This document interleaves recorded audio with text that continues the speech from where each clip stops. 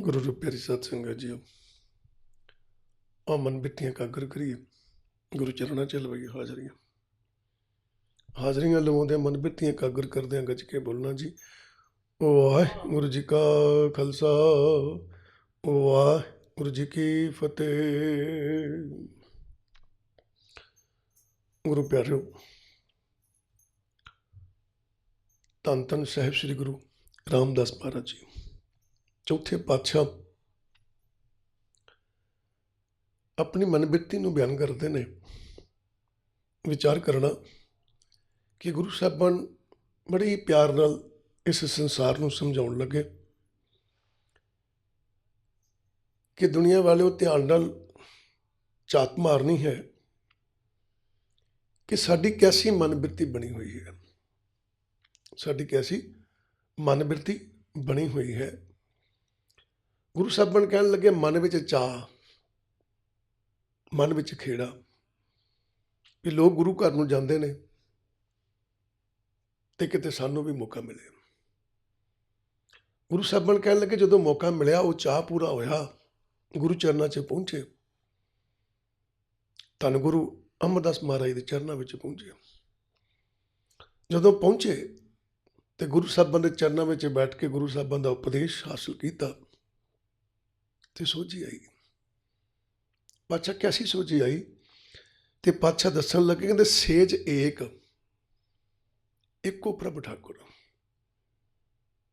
कहते चरणों में बैठ के पता लगा सेज एक, सेज कहते ने विछाउणे नूं, बिस्तरे नूं।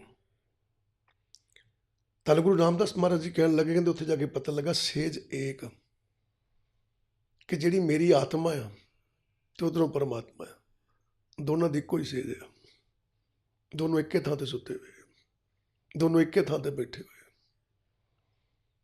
कहते जो पता लगा भी दोनों एक थां ते बैठे हुए हैं, एक लेवल है दोनों का। ध्यान देना, एक सेज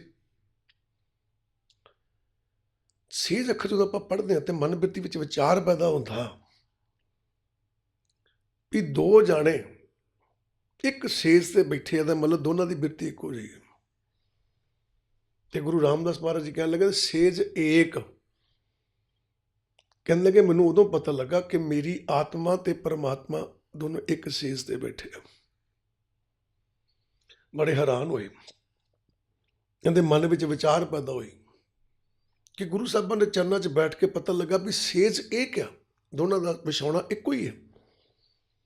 पर मन च विचार पैदा होंदी भी जे सेज एक आ तो मैं तो कभी महसूस ही नहीं किया, मैं तो कभी वेखिया ही नहीं। कहते फिर गुरु साहबान ने समझाउणा कीता, कहते आत्मा ते परमात्मा की सेज एक आ, पर इस आत्मा नूं पता नहीं कि असीं दोनों एक ही सेज ते बैठे, एक लेवल है साडा दोनों का। क्यों नहीं पता? क्योंकि विचार करना, सुत्ता होया बंदा, सुत्ता होया बंदा चाहे अमीर होवे चाहे गरीब होवे, उन्हें किसी चीज़ की सोझी नहीं होती। सुते हुए प्राणी नूं किसी चीज़ की सोझी नहीं होती। कहते उदों पता लगा भी साडा जिहड़ी मन बिरती है वो जागरूक नहीं है, ये सुती हुई है। तो सुते होए नूं नहीं पता कि मेरे नाल कौन पिया, सुते होए नूं नहीं पता कि मेरे लागे धन दौलत है, किड्डी क अमीरी मेरे कोल है, किड्डे क हीरे जवाहरत मेरे कोल पे, नहीं पता। आप जी विचार करना जरा, इस चीज़ नूं भगत रविदास महाराज जी 657 अंग दे उत्ते बयान करते हैं। भगत रविदास जी महाराज जी कह लगे नरपत एक सिंघासन सोया, सुपने पिया भिखारी। नरपत कहते राजे नूं, कहते एक राजा सीगा ते सिंघासन ते उहदी अख लग गई, सो गया। सिंघासन ते जदों अख लग गई तो उन्हें सुपना आया मैं तो एक भिखारी हाँ, मैं भीख मंगदा फिरदा। कह लगे वो है तो राजा पर अख लग गई, सुता है, बेसुरत है। उस बेसुरत में एक सुपना आया, सुपने च कहता मैं भिखारी हाँ, बड़ा दुखी हो रहा कि मैं तो भिखारी हाँ। तो गुरु साहब कहन लगे अछत राज बिशरत दुख पाया, सोगत पई हमारी। अछत राज, अछत कहते हुंदियां सुनदियां, अछत राज, राज दे हुंदियां सुनदियां बिशरत दुख पाया। ਕਹਿੰਦੇ ਉਹਦੀ ਜਿਹੜੀ ਬਿਰਤੀ ਹੈ ਤੇ ਰਾਜਾ, ਉਹ ਸੁੱਤਾ ਸਿੰਘਾਸਨ ਤੇ ਅੱਖ ਲੱਗ ਗਈ ਹੈ, ਪਰ ਅੱਖ ਲੱਗਣ ਦੇ ਕਾਰਨ ਉਹ ਆਪਣੇ ਰਾਜ ਪਾਟ ਤੋਂ ਵਿਛੜ ਗਿਆ ਹੈ। ਆਪਣੇ ਰਾਜ ਪਾਟ ਦੀ ਉਹਨੂੰ ਬਿਰਤੀ ਨਹੀਂ ਹੈ, ਆਪਣੇ ਰਾਜ ਪਾਟ ਦੀ ਸੋਝ ਨਹੀਂ ਉਹਨੂੰ, ਠੀਕ ਹੈ, ਤੇ ਵਿਛੜ ਗਿਆ। ਕਹਿੰਦਾ ਪਾਉ ਸੁਪਨਾ ਨੀਂਦ ਲੱਗ ਗਈ ਹੈ, ਨੀਂਦ ਆਉਣ ਕਰਕੇ ਰਾਜਾ ਹੋ ਕੇ ਵੀ ਉਹਨੂੰ ਪਤਾ ਨਹੀਂ ਮੈਂ ਰਾਜਾ ਆ। ਅਛਿਤ ਰਾਜ ਬਿਸ਼ਰਤ ਦੁੱਖ ਪਾਇਆ। ਕਹਿੰਦਾ ਰਾਜ ਦੇ ਹੁੰਦਿਆਂ ਸੁਣਦਿਆਂ ਵੀ ਰਾਜ ਤੋਂ ਵਿਛੜ ਗਿਆ, ਕਿਉਂਕਿ ਸੌ ਗਿਆ, ਅੱਖ ਲੱਗੀ, ਬਜ਼ੁਰਗ ਹੋ ਗਿਆ। ਕਹਿੰਦੇ ਫਿਰ ਦੁਖੀ ਹੁੰਦਾ। ਤੇ ਰਵਿਦਾਸ ਮਹਾਰਾਜ ਜੀ ਕਹਿਣ ਲੱਗੇ, ਸੋ ਗਤ ਪਈ ਹਮਾਰੀ। ਕਹਿੰਦੇ ਸਾਡਾ ਵੀ ਉਹੀ ਹਾਲ ਆ ਕਿ ਪਰਮਾਤਮਾ ਸਾਡੇ ਕੋਲ ਆ, ਉਹ ਪ੍ਰਕਾਸ਼ ਸਾਡੇ ਅੰਦਰ ਆ, ਪਰ ਅਸੀਂ ਉੱਥੇ ਤੱਕ ਪਹੁੰਚ ਨਹੀਂ ਕੀਤੀ। ਅਸੀਂ ਵਿਛੜੇ ਹੋਏ ਹਾਂ, ਉਹ ਤੋਂ ਦੂਰ ਹੋ ਕੇ ਬੈਠੇ ਹਾਂ, ਠੀਕ ਹੈ। ਉਹਦੇ ਨਾਲ ਕੀ ਹੋ ਰਿਹਾ ਕਿ ਅਸੀਂ ਦੁਖੀ ਹੋ ਰਹੇ ਹਾਂ, ਸਾਨੂੰ ਪਤਾ ਹੀ ਨਹੀਂ ਕਿਹੜੀ ਗੱਲੋਂ ਵੀ ਇੱਕ ਰਾਜਾ ਸੁੱਤਾ ਪਿਆ, ਆਪਣੇ ਆਪ ਨੂੰ ਭਿਖਾਰੀ ਮੰਨਦਾ ਪਿਆ। ਇਹਦਾ ਮਤਲਬ ਅਸੀਂ ਵੀ ਇੱਕ ਸੇਜ 'ਤੇ ਬੈਠੇ ਹਾਂ। ਗੁਰੂ ਰਾਮਦਾਸ ਜੀ ਮਹਾਰਾਜ ਜੀ ਕਹਿੰਦੇ ਮੈਨੂੰ ਤਾਂ ਗੁਰੂ ਕੋਲ ਜਾ ਕੇ ਪਤਾ ਲੱਗਾ ਕਿ ਮੇਰੀ ਆਤਮਾ ਤੇ ਪਰਮਾਤਮਾ ਦਾ ਰੂਪ ਇੱਕ ਆ। ਮੈਨੂੰ ਤਾਂ ਪਤਾ ਹੀ ਨਹੀਂ ਸੀ, ਮੈਂ ਤਾਂ ਕਦੇ ਸੋਚਿਆ ਹੀ ਨਹੀਂ ਵੀ ਇਹ ਦੋਨੋਂ ਇੱਕ ਰੂਪ ਦੇ ਨੇ। ਕਹਿੰਦੇ ਇੱਕ ਰੂਪ ਆ ਔਰ ਇੱਕ ਸੇਜ 'ਤੇ ਬੈਠੇ ਹੋਏ ਆ, ਪਰ ਸੇਜ ਏਕ। ਕਹਿੰਦੇ ਪਰ ਕਰੀਏ ਕੀ? ਜੇ ਇੱਕ ਰਾਜਾ ਉਹਦੇ ਕੋਲ ਕਿੰਨਾ ਕੁਝ ਪਿਆ, ਹੀਰੇ ਜਵਾਹਰਾਤ, ਪੂਰੇ ਦੇਸ਼ ਦਾ ਰਾਜਾ ਹੈ, ਪਰ ਸੁਪਨੇ ਦੇ ਵਿੱਚ ਭਿਖਾਰੀ ਹੈ, ਅੱਖ ਲੱਗ ਗਈ, ਸੁੱਤਾ ਹੈ।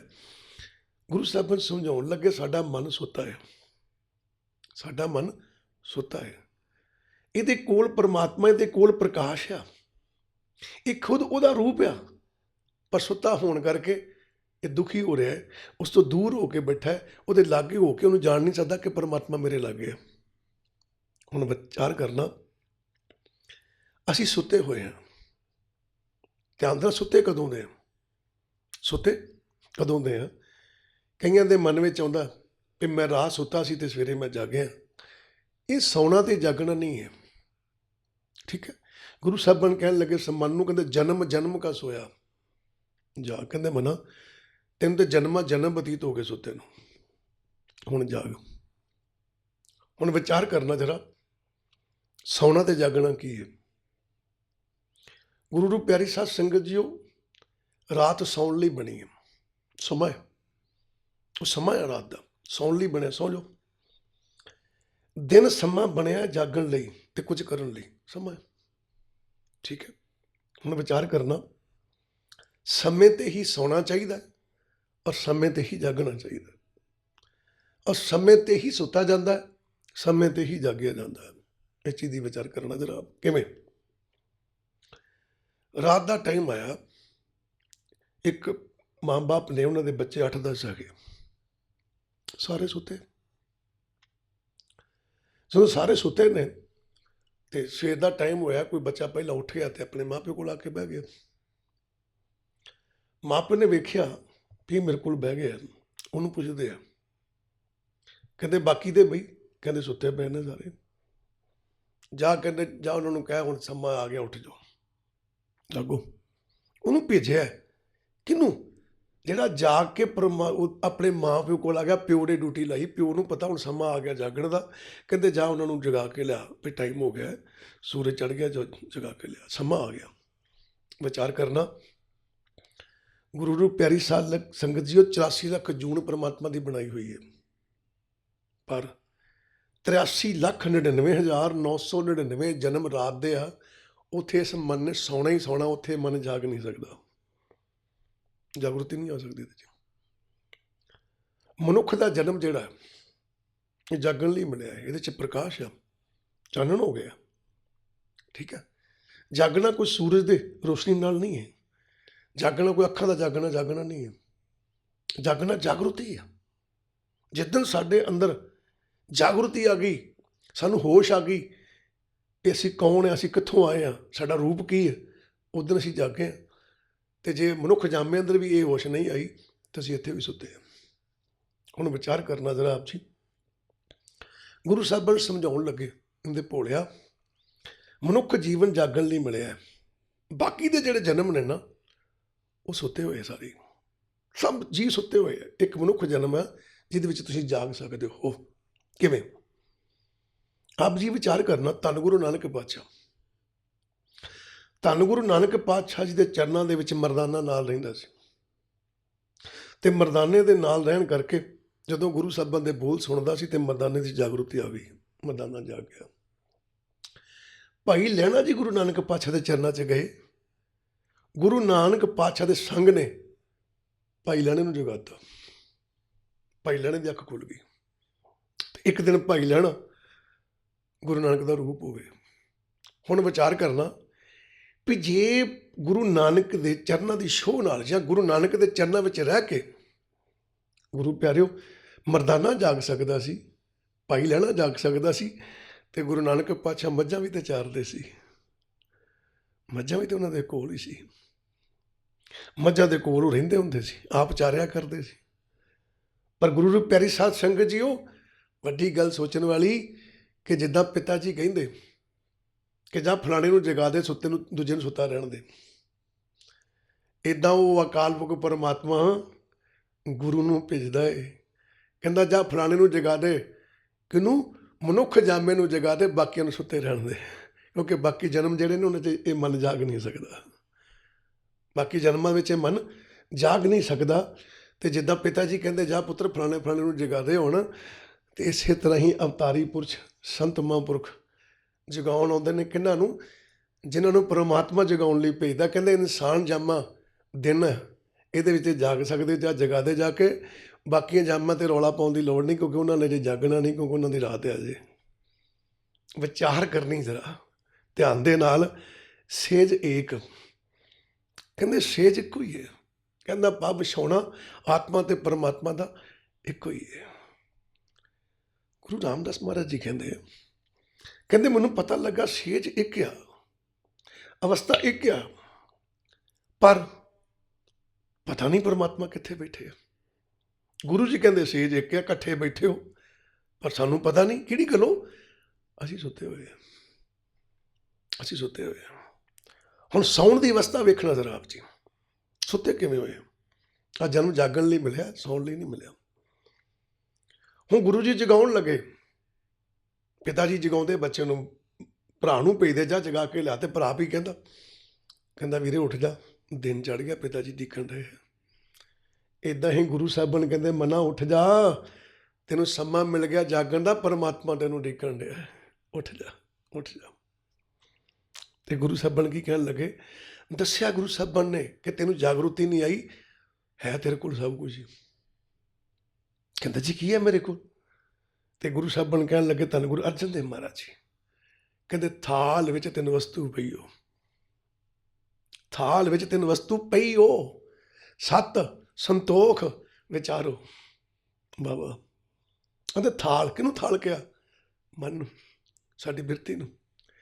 ਕਹਿੰਦੇ ਥਾਲ ਵਿੱਚ ਤਿੰਨ ਵਸਤੂ ਪਈ ਹੋ, ਕਹਿੰਦੇ ਤੇਰੇ ਮਨ ਰੂਪੀ ਥਾਲ ਦੇ ਵਿੱਚ ਤਿੰਨ ਵਸਤੂਆਂ ਪਈਆਂ ਨੇ।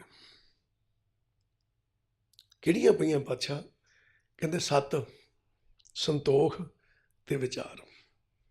ਹੁਣ ਵਿਚਾਰ ਕਰਨਾ ਜ਼ਰਾ। ਸਤ ਸੰਤੋਖ ਤੇ ਵਿਚਾਰ, ਸਤ ਇੱਕ ਸ਼ਕਤੀ ਹੈ, ਸੰਤੋਖ ਇੱਕ ਸ਼ਕਤੀ ਹੈ, ਵਿਚਾਰ ਇੱਕ ਸ਼ਕਤੀ ਹੈ। ਹੋਗੇ ਇੱਕਦਮ ਇੱਕਦਮ। ਸਤ ਇੱਕ ਸ਼ਕਤੀ ਹੈ, ਪਰਮਾਤਮਾ ਸ਼ਕਤੀ ਹੈ, ਪਰਮਾਤਮਾ ਸ਼ਕਤੀ ਹੈ, ਉਹ ਤੁਹਾਡੇ ਅੰਦਰ ਹੈ। ਸੰਤੋਖ ਇੱਕ ਸ਼ਕਤੀ ਹੈ, ਮਨ ਦੇ ਅੰਦਰ ਹੈ। ਮਨ ਕੋਲ ਤਾਕਤ ਆ, ਸੰਤੋਖੀ ਹੋ ਸਕਦਾ ਹੈ। ਮਨ ਕੋਲ ਤਾਕਤ ਆ, ਲਾਲਚੀ ਹੋ ਸਕਦਾ ਹੈ। ਇਹਦੇ ਅੰਦਰ ਤਾਕਤ ਆ। ਜੇ ਤੇ ਗੁਰੂ ਦੀ ਸੁਣ ਲਵੇ, ਗੁਰੂ ਦੇ ਮਾਰਗ ਤੇ ਚੱਲ ਪਏ, ਤੇ ਸੰਤੋਖੀ ਹੋ ਸਕਦਾ ਹੈ। ਜਿਨ੍ਹਾਂ ਅੰਦਰ ਸੰਤੋਖ ਪੈਦਾ ਹੋਏ, ਕੋਈ ਬਾਹਰੋਂ ਨਹੀਂ ਪਾਇਆ ਕਿਸੇ ਨੇ, ਮਨ ਦੇ ਅੰਦਰੋਂ ਹੀ ਤਰਾਸ ਆਉਂਦਾ ਹੈ, ਮਨ ਦੇ ਅੰਦਰੋਂ ਹੀ ਸੰਤੋਖ ਪੈਦਾ ਹੁੰਦਾ ਹੈ। ਤੇ ਵਿਚਾਰ ਇੱਕ ਸ਼ਕਤੀ ਹੈ, ਉਹ ਸ਼ਕਤੀ ਵੀ ਅੰਦਰ ਹੈ ਵਿਚਾਰਨ ਦੀ ਕਿਸੇ ਗੱਲ ਨੂੰ, ਉਹ ਸ਼ਕਤੀ ਬਾਹਰੋਂ ਨਹੀਂ ਆਉਂਦੀ। ਕਿਵੇਂ? ਇੱਕ ਨਾਸਤਿਕ ਤੋਂ ਨਾਸਤਿਕ ਬੰਦਾ, ਜਾਂ ਆਪਾਂ ਆਪਣੀ ਗੱਲ ਕਰੀਏ, ਹੁਣ ਇੱਥੇ ਗੁਰੂ ਰਾਮਦਾਸ ਮਹਾਰਾਜ ਨੇ ਕਿਹਾ ਮੈਨੂੰ ਕੋਈ ਪਤਾ ਹੀ ਨਹੀਂ ਸੀ ਵੀ ਇੱਕ ਸੇਜ ਹੈਗੀ, ਪਰ ਜਦੋਂ ਗੁਰੂ ਚਰਨਾਂ ਵਿੱਚ ਗਿਆ, ਗੁਰੂ ਚਰਨਾਂ ਵਿੱਚ ਬੈਠ ਕੇ ਗੁਰੂ ਦੇ ਉਪਦੇਸ਼ ਨੂੰ ਸਰਵਣ ਕੀਤਾ, ਤੇ ਮਨ 'ਚੋਂ ਤਾਕਤ ਪੈਦਾ ਹੋਈ ਵਿਚਾਰ ਕਰਨ ਦੀ, ਵੀ ਇਸ ਗੱਲ ਨੂੰ ਵਿਚਾਰਿਆ ਜਾਵੇ ਵੀ ਗੁਰੂ ਜੀ ਕਹਿੰਦੇ ਆਤਮਾ ਤੇ ਪਰਮਾਤਮਾ ਇੱਕ ਸਟੇਜ 'ਤੇ ਬੈਠੇ, ਇੱਕ ਸੇਜ 'ਤੇ ਬੈਠੇ ਆ। ਕਹਿੰਦੇ ਫਿਰ ਮਨ ਵਿੱਚ ਤਾਕਤ ਪੈਦਾ ਹੋਈ ਕਿ ਵੀ ਇਹ ਗੱਲ 'ਤੇ ਜ਼ੋਰ ਦੇ ਕੇ ਤੇ ਗੁਰੂ ਦੀ ਗੱਲ ਨੂੰ ਵਿਚਾਰਿਆ ਜਾਵੇ, ਅੰਦਰ ਰੱਖਿਆ ਜਾਵੇ ਵੀ ਇਹ ਗੱਲ ਸੱਚ ਆ। ਉਹ ਸ਼ਕਤੀ ਕਿੱਥੋਂ ਆਈ? ਅੰਦਰੋਂ ਆਈ ਨਾ ਤੁਹਾਡੇ। ਹੁਣ ਵਿਚਾਰ ਕਰਨਾ, ਸਿਰਫ ਫਰਕ ਇੰਨਾ ਹੈ। ਗੁਰੂ ਜੀ ਕਹਿਣ ਲੱਗੇ ਥਾਲ ਵੀ ਤਨ ਵਸਤੂ ਪਈਓ ਸਤ ਸੰਤੋਖ ਵਿਚਾਰੋ। ਸਭ ਤੋਂ ਪਹਿਲਾਂ ਕੀ ਚੁੱਕਣਾ ਆਪਾਂ? 3 ਫੁਲਕੇ। ਇੱਕ ਔਰਤ ਫੁਲਕੇ ਲਾਉਣ ਡਈ ਸੀ। ਜਦੋਂ ਔਰਤ ਫੁਲਕੇ ਲਾਉਣ ਡਈ ਸੀ ਤੇ ਖਾਣ ਵਾਲੇ ਨੂੰ ਦੇ ਰਹੀ ਸੀ, ਖਾ ਲਓ, ਠੀਕ ਹੈ। ਵਿਚਾਰ ਕਰਨਾ, ਸਭ ਤੋਂ ਪਹਿਲਾ ਫੁਲਕਾ ਜਿਹੜਾ ਲਾਇਆ ਉਹਨੇ ਥਾਲੀ 'ਚ ਰੱਖਿਆ, ਰੱਖ ਦਿੱਤਾ, ਉਹ ਹੈ ਸੱਤ। ਦੂਜਾ ਫੁਲਕਾ ਲਾਇਆ ਉਹਨੇ, ਉਹ ਸੀਗਾ ਸੰਤੋਖ, ਉਹ ਉੱਤੇ ਰੱਖ ਦਿੱਤਾ। ਪਹਿਲਾ ਫੁਲਕਾ ਥੱਲੇ ਆ ਗਿਆ, ਦੂਜਾ ਫੁਲਕਾ ਉੱਤੇ ਆ ਗਿਆ। ਫਿਰ ਉਸ ਬੀਬੀ ਨੇ ਤੀਜਾ ਫੁਲਕਾ ਲਾਇਆ, ਸੱਤ ਦੇ ਉੱਤੇ ਸੰਤੋਖ ਆ ਗਿਆ, ਸੰਤੋਖ ਦੇ ਉੱਤੇ ਵਿਚਾਰ ਆ ਗਿਆ। 3 ਫੁਲਕੇ ਰੱਖ ਕੇ ਥਾਲੀ 'ਚ ਦੇ ਦਿੱਤੇ ਖਾਣ ਵਾਲੇ ਨੂੰ, ਕਹਿੰਦੀ ਖਾ ਲਓ। ਹੁਣ ਖਾਣ ਵਾਲਾ ਜਿਹੜਾ ਹੈ, ਧਿਆਨ ਦੇਣਾ, ਕਦੀ ਥੱਲੜਾ ਫੁਲਕਾ ਨਹੀਂ ਚੁੱਕਦਾ। ਜਿਹੜਾ ਸਭ ਤੋਂ ਪਹਿਲਾਂ ਉੱਪਰ ਫੁਲਕਾ ਆਇਆ ਉਹ ਚੁੱਕਦਾ। ਉਸ ਔਰਤ ਨੇ 3 ਫੁਲਕੇ ਦਿੱਤੇ, ਖਾਣ ਵਾਲੇ ਸਭ ਤੋਂ ਉੱਪਰਲਾ ਫੁਲਕਾ ਚੁੱਕਿਆ। ਇਹਦਾ ਮਤਲਬ ਅਗਰ ਸੱਤ ਉਜਾਗਰ ਕਰਨਾ ਹੈ, ਸੰਤੋਖ ਉਜਾਗਰ ਕਰਨਾ ਹੈ, ਤੇ ਸਭ ਤੋਂ ਉੱਪਰਲਾ ਫੁਲਕਾ ਚੁੱਕਣਾ ਪਏਗਾ। ਸਭ ਤੋਂ ਪਹਿਲਾਂ ਸਾਨੂੰ ਵਿਚਾਰ ਕਰਨੀ ਪਏਗੀ। ਜਦੋਂ ਉਹਨੇ ਉੱਪਰਲਾ ਫੁਲਕਾ ਚੁੱਕਿਆ ਤੇ ਛਕ ਲਿਆ, ਠੀਕ ਹੈ ਬਈ, ਤੇ ਦੂਸਰਾ ਫੁਲਕਾ ਲੱਭਣ ਦੀ ਲੋੜ ਨਹੀਂ ਪਈ, ਆਪੇ ਦਿਸਣ ਲੱਗ ਪੈਂਦਾ। ਤੇ ਗੁਰੂ ਸਾਹਿਬਾਨ ਕਹਿਣ ਲੱਗੇ ਜਦੋਂ ਅਸੀਂ ਗੁਰੂ ਚਰਨਾਂ ਦੇ ਨਾਲ ਮਨ ਬਿਰਤੀ ਨੂੰ ਜੋੜਦੇ ਹਾਂ, ਆਪਣੀ ਤਾਕਤ ਅੰਦਰ ਬਲਵਾਨ ਪੈਦਾ ਕਰਦੇ ਹਾਂ, ਤਾਕਤ ਸ਼ਕਤੀ ਪੈਦਾ ਕਰਦੇ ਵਿਚਾਰ ਦੀ, ਤੇ ਗੁਰੂ ਗ੍ਰੰਥ ਸਾਹਿਬ ਦੇ ਚਰਨਾਂ ਨਾਲ ਜੁੜਦੇ ਹਾਂ ਤੇ ਗੁਰੂ ਦੀ ਬਾਣੀ ਨੂੰ ਪੜ੍ਹਦੇ ਹਾਂ, ਤੇ ਮਾੜੀ ਜੀ ਸਾਨੂੰ ਗੱਲ ਸਮਝ ਲੱਗਦੀ ਹੈ ਤੇ ਆਪਣੇ ਮਨ 'ਚ ਵਿਚਾਰ ਪੈਦਾ ਹੋ ਜਾਂਦੀ ਉਹਦੀ, ਵੀ ਇਹ ਗੱਲ ਸੱਚ ਕਹੀ ਜਾ ਰਹੀ ਹੈ। ਤੁਸੀਂ ਦੇਖਿਓ, ਤੁਹਾਡੇ ਮਨ ਦੇ ਅੰਦਰ ਤਾਕਤ ਆ, ਕਾਹਦੀ? ਚੰਗੇ ਤੇ ਬੁਰੇ ਨੂੰ ਭਾਫਣ ਦੀ ਤਾਕਤ ਆ। ਗੁਰੂ ਸਾਹਿਬਾਨ ਕਹਿਣ ਲੱਗੇ, ਕਹਿੰਦੇ ਮੈਂ ਉਹ ਤਾਕਤ ਜਿਹੜੀ ਆ, ਉਹ ਤਾਕਤ ਹੈ ਕੀ? ਵੀ ਇਹ ਮੇਰੇ ਅੰਦਰ ਚੰਗੇ ਵਿਚਾਰ ਨੇ ਕਿ ਮਾੜੇ ਵਿਚਾਰ ਨੇ, ਭਾਫਣ ਦੀ। ਕਹਿੰਦੇ ਗੁਰੂ ਦੇ ਸ਼ਬਦ ਨੂੰ ਸੁਣਿਆ, ਉਪਦੇਸ਼ ਨੂੰ ਸੁਣਿਆ, ਤੇ ਮੇਰੇ ਦੇ ਵਿਚਾਰ ਪੈਦਾ ਹੋਈ ਕੀ? ਵੀ ਗੁਰੂ ਜੀ ਜਿਹੜੀ ਗੱਲ ਕਹਿੰਦੇ ਪਏ ਨੇ ਵੀ ਆਤਮਾ ਤੇ ਪਰਮਾਤਮਾ ਇੱਕ ਜਗ੍ਹਾ ਤੇ ਬੈਠੇ, ਗੱਲ ਸੱਚ ਆ, ਇਹ 'ਤੇ ਵਿਚਾਰ ਕੀਤੀ ਜਾਵੇ। ਕਹਿੰਦੇ ਜਦੋਂ ਮੈਂ ਗੁਰੂ ਦੇ ਉਪਦੇਸ਼ ਦੀ, ਗੁਰੂ ਦੇ ਸ਼ਬਦ ਦੀ ਵਿਚਾਰ ਕਰਨ ਲੱਗ ਪਿਆ, ਕਰਦਿਆਂ ਮੈਨੂੰ ਪਤਾ ਲੱਗਾ ਹੀ ਨਹੀਂ, ਜਿੱਦਾਂ ਜਿੱਦਾਂ ਮੈਨੂੰ ਗੁਰੂ ਦੇ ਬੋਲ ਦੀ ਸਮਝ ਲੱਗਦੀ, ਮੇਰੇ ਅੰਦਰ ਅਗਲੀ ਸ਼ਕਤੀ ਪੈਦਾ ਹੋਣ ਲੱਗ ਪਈ। ਕਿਹੜੀ? ਮੈਨੂੰ ਸੰਤੋਖ ਆਪੇ ਆਉਣ ਲੱਗ ਪਿਆ, ਆਪੇ ਆਉਣ ਲੱਗ ਪਿਆ। ਸੰਤੋਖ ਆਪੇ ਪ੍ਰਗਟ ਹੋਣ ਲੱਗ ਪਿਆ, ਮੈਨੂੰ ਲੱਭਣ ਦੀ ਲੋੜ ਨਹੀਂ ਪਈ। ਉੱਪਰਲਾ ਫੁਲਕਾ ਚੁੱਕਿਆ, ਦੂਸਰਾ ਆਪੇ ਦਿਸਣ ਲੱਗ ਪਿਆ। ਕਹਿੰਦੇ ਮੈਂ ਗੁਰੂ ਦੇ ਉਪਦੇਸ਼ ਦੀ ਵਿਚਾਰ ਕਰਨ ਲੱਗਾ, ਸੰਤੋਖ ਮੈਨੂੰ ਆਪੇ ਆਉਣ ਲੱਗ ਪਿਆ। ਕਹਿੰਦੇ ਜਿਵੇਂ ਮੈਂ ਸੰਤੋਖ ਦਾ ਦੂਜਾ ਫੁਲਕਾ ਚੁੱਕਿਆ ਤੇ ਮੈਂ ਛਕਣ ਲੱਗਾ, ਤੇ ਪਹਿਲਾ ਫੁਲਕਾ ਆਪੇ ਦਿਖਣ ਲੱਗ ਪਿਆ। ਕਹਿੰਦੇ ਜਦੋਂ ਮੇਰੇ ਮਨ 'ਚ ਸੰਤੋਖ ਪੈਦਾ ਹੋਇਆ, ਕਹਿੰਦਾ ਅਗਲੀ ਸ਼ਕਤੀ ਮੇਰੇ 'ਚ ਆਪੇ ਆਉਣ ਲੱਗ ਪਈ, ਸੱਚ ਮੈਨੂੰ ਆਪੇ ਦਿਖਾਈ ਦੇਣ ਲੱਗ ਪੈਂਦਾ। ਹੁਣ ਗੁਰੂ ਜੀ ਨੇ ਇੱਕ ਗੱਲ ਹੋਰ ਬੜੀ ਵਧੀਆ ਕਹੀ, ਕਹਿੰਦੇ ਅੰਮ੍ਰਿਤ ਨਾਮ ਠਾਕਰ ਕਾ ਪਇਓ ਜਿਸ ਕਾ ਸਬਸ ਆਧਾਰ ਹੋ। ਹੁਣ ਧਿਆਨ ਦੇਣਾ, ਅੰਮ੍ਰਿਤ ਨਾਮ ਠਾਕਰ ਕਾ ਪਇਓ, ਤੁਸੀਂ ਕਦੀ ਧਿਆਨ ਨਾਲ ਪੜ੍ਹਿਆ ਕਿ ਨਹੀਂ ਪੜ੍ਹਿਆ? ਪਹਿਲਾਂ ਆਇਆ ਥਾਲ ਵਿੱਚ 3 ਵਸਤੂ ਪਈਓ, ਪਈ ਉਹ ਆਇਆ, ਈੜੀ ਨੂੰ ਬਿਹਾਰੀ ਹੈ, ਪਈਓ ਸਤ ਸੰਤੋਖ ਵਿਚਾਰੋ, ਤੇ ਅੱਗੇ ਕੀ ਆਇਆ? ਅੰਮ੍ਰਿਤ ਨਾਮ ਠਾਕਰ ਕਾ ਪਇਓ, ਈੜੀ ਨੂੰ ਸਿਆਰੀ ਹੈ। ਇੰਨਾ ਧਿਆਨ ਨਾਲ ਪੜ੍ਹੋਗੇ ਤਾਂ ਗੱਲ ਬਣਨੀ। ਉੱਥੇ ਪਈ ਉਹ ਕਹਿੰਦਾ ਪਾਉ ਹੁਣ ਪਾਈ ਗਈ ਹੈ, ਇਹ ਦਾਤ ਤੈਨੂੰ ਹੁਣ ਦਿੱਤੀ ਗਈ ਹੈ। ਕਿਵੇਂ? ਤੂੰ ਕਿਸੇ ਘਰ ਵਿੱਚ ਪਹੁੰਚਿਆ ਮਹਿਮਾਨ ਬਣ ਕੇ, ਤੇ ਉੱਥੇ ਤੇਰੀ ਮਹਿਮਾਨ ਨਵਾਜੀ ਹੋਈ ਹੈ। ਇਹ ਜਦੋਂ ਮਨਾਂ ਤੂੰ ਮਨੁੱਖ ਸਰੀਰ ਵਿੱਚ ਪਹੁੰਚਿਆ, ਇਹ ਸ਼੍ਰੋਮਣੀ ਹੈ। ਇੱਥੇ ਸੱਤ ਸੰਤੋਖ ਤੇ ਵਿਚਾਰ ਦੀ ਪਾਵਰ ਦਿੱਤੀ ਗਈ ਤੈਨੂੰ, ਇਸ ਤੋਂ ਪਹਿਲਾਂ ਤੇਰੇ ਕੋਈ ਪਾਵਰ ਨਹੀਂ ਸੀ ਹੈਗੀ, ਕਿਉਂਕਿ ਬਾਕੀ ਜਾਮਿਆਂ ਦੇ ਵਿੱਚ ਇਹ ਪਾਵਰ ਨਹੀਂ ਹੈ। ਪਰ ਧਿਆਨ ਦੇਣਾ, ਅੰਮ੍ਰਿਤ ਨਾਮ ਠਾਕਰ ਕਾ ਪਇਓ, ਇਹ ਪਹਿਲਾ ਚੀਜ਼ ਪਈ ਹੈ। ਨਾਮ ਸਾਰੇ ਅੰਦਰ ਹੈ। ਤੁਸੀਂ ਕਹੋਗੇ ਵੀ ਇਹ ਕਿੱਦਾਂ ਹੋ ਸਕਦਾ? ਤੇ 284 ਅੰਗ ਦੇ ਉੱਤੇ ਪੜ੍ਹਨਾ, ਧੰਨ ਗੁਰੂ ਅਰਜਨ ਦੇਵ ਮਹਾਰਾਜ ਜੀ ਕਹਿੰਦੇ ਆ, ਨਾਮ ਕੇ ਧਾਰੇ ਸਗਲੇ ਜੰਤ, ਨਾਮ ਕੇ ਧਾਰੇ ਖੰਡ ਬ੍ਰਹਿਮੰਡ। ਲਓ ਜਾਓ, ਕਹਿੰਦੇ ਨਾਮ ਨੂੰ ਧਾਰ ਕੇ ਸਾਰੀ ਸ੍ਰਿਸ਼ਟੀ ਪੈਦਾ ਹੁੰਦੀ ਹੈ। ਕਿਹੜਾ ਨਾਮ? ਵਿਚਾਰ ਕਰਨਾ ਜਰਾ। ਗੁਰੂ ਪਿਆਰਿਓ, ਨਾਮ ਸ਼ਬਦ ਨੂੰ ਕਹਿੰਦੇ ਆ।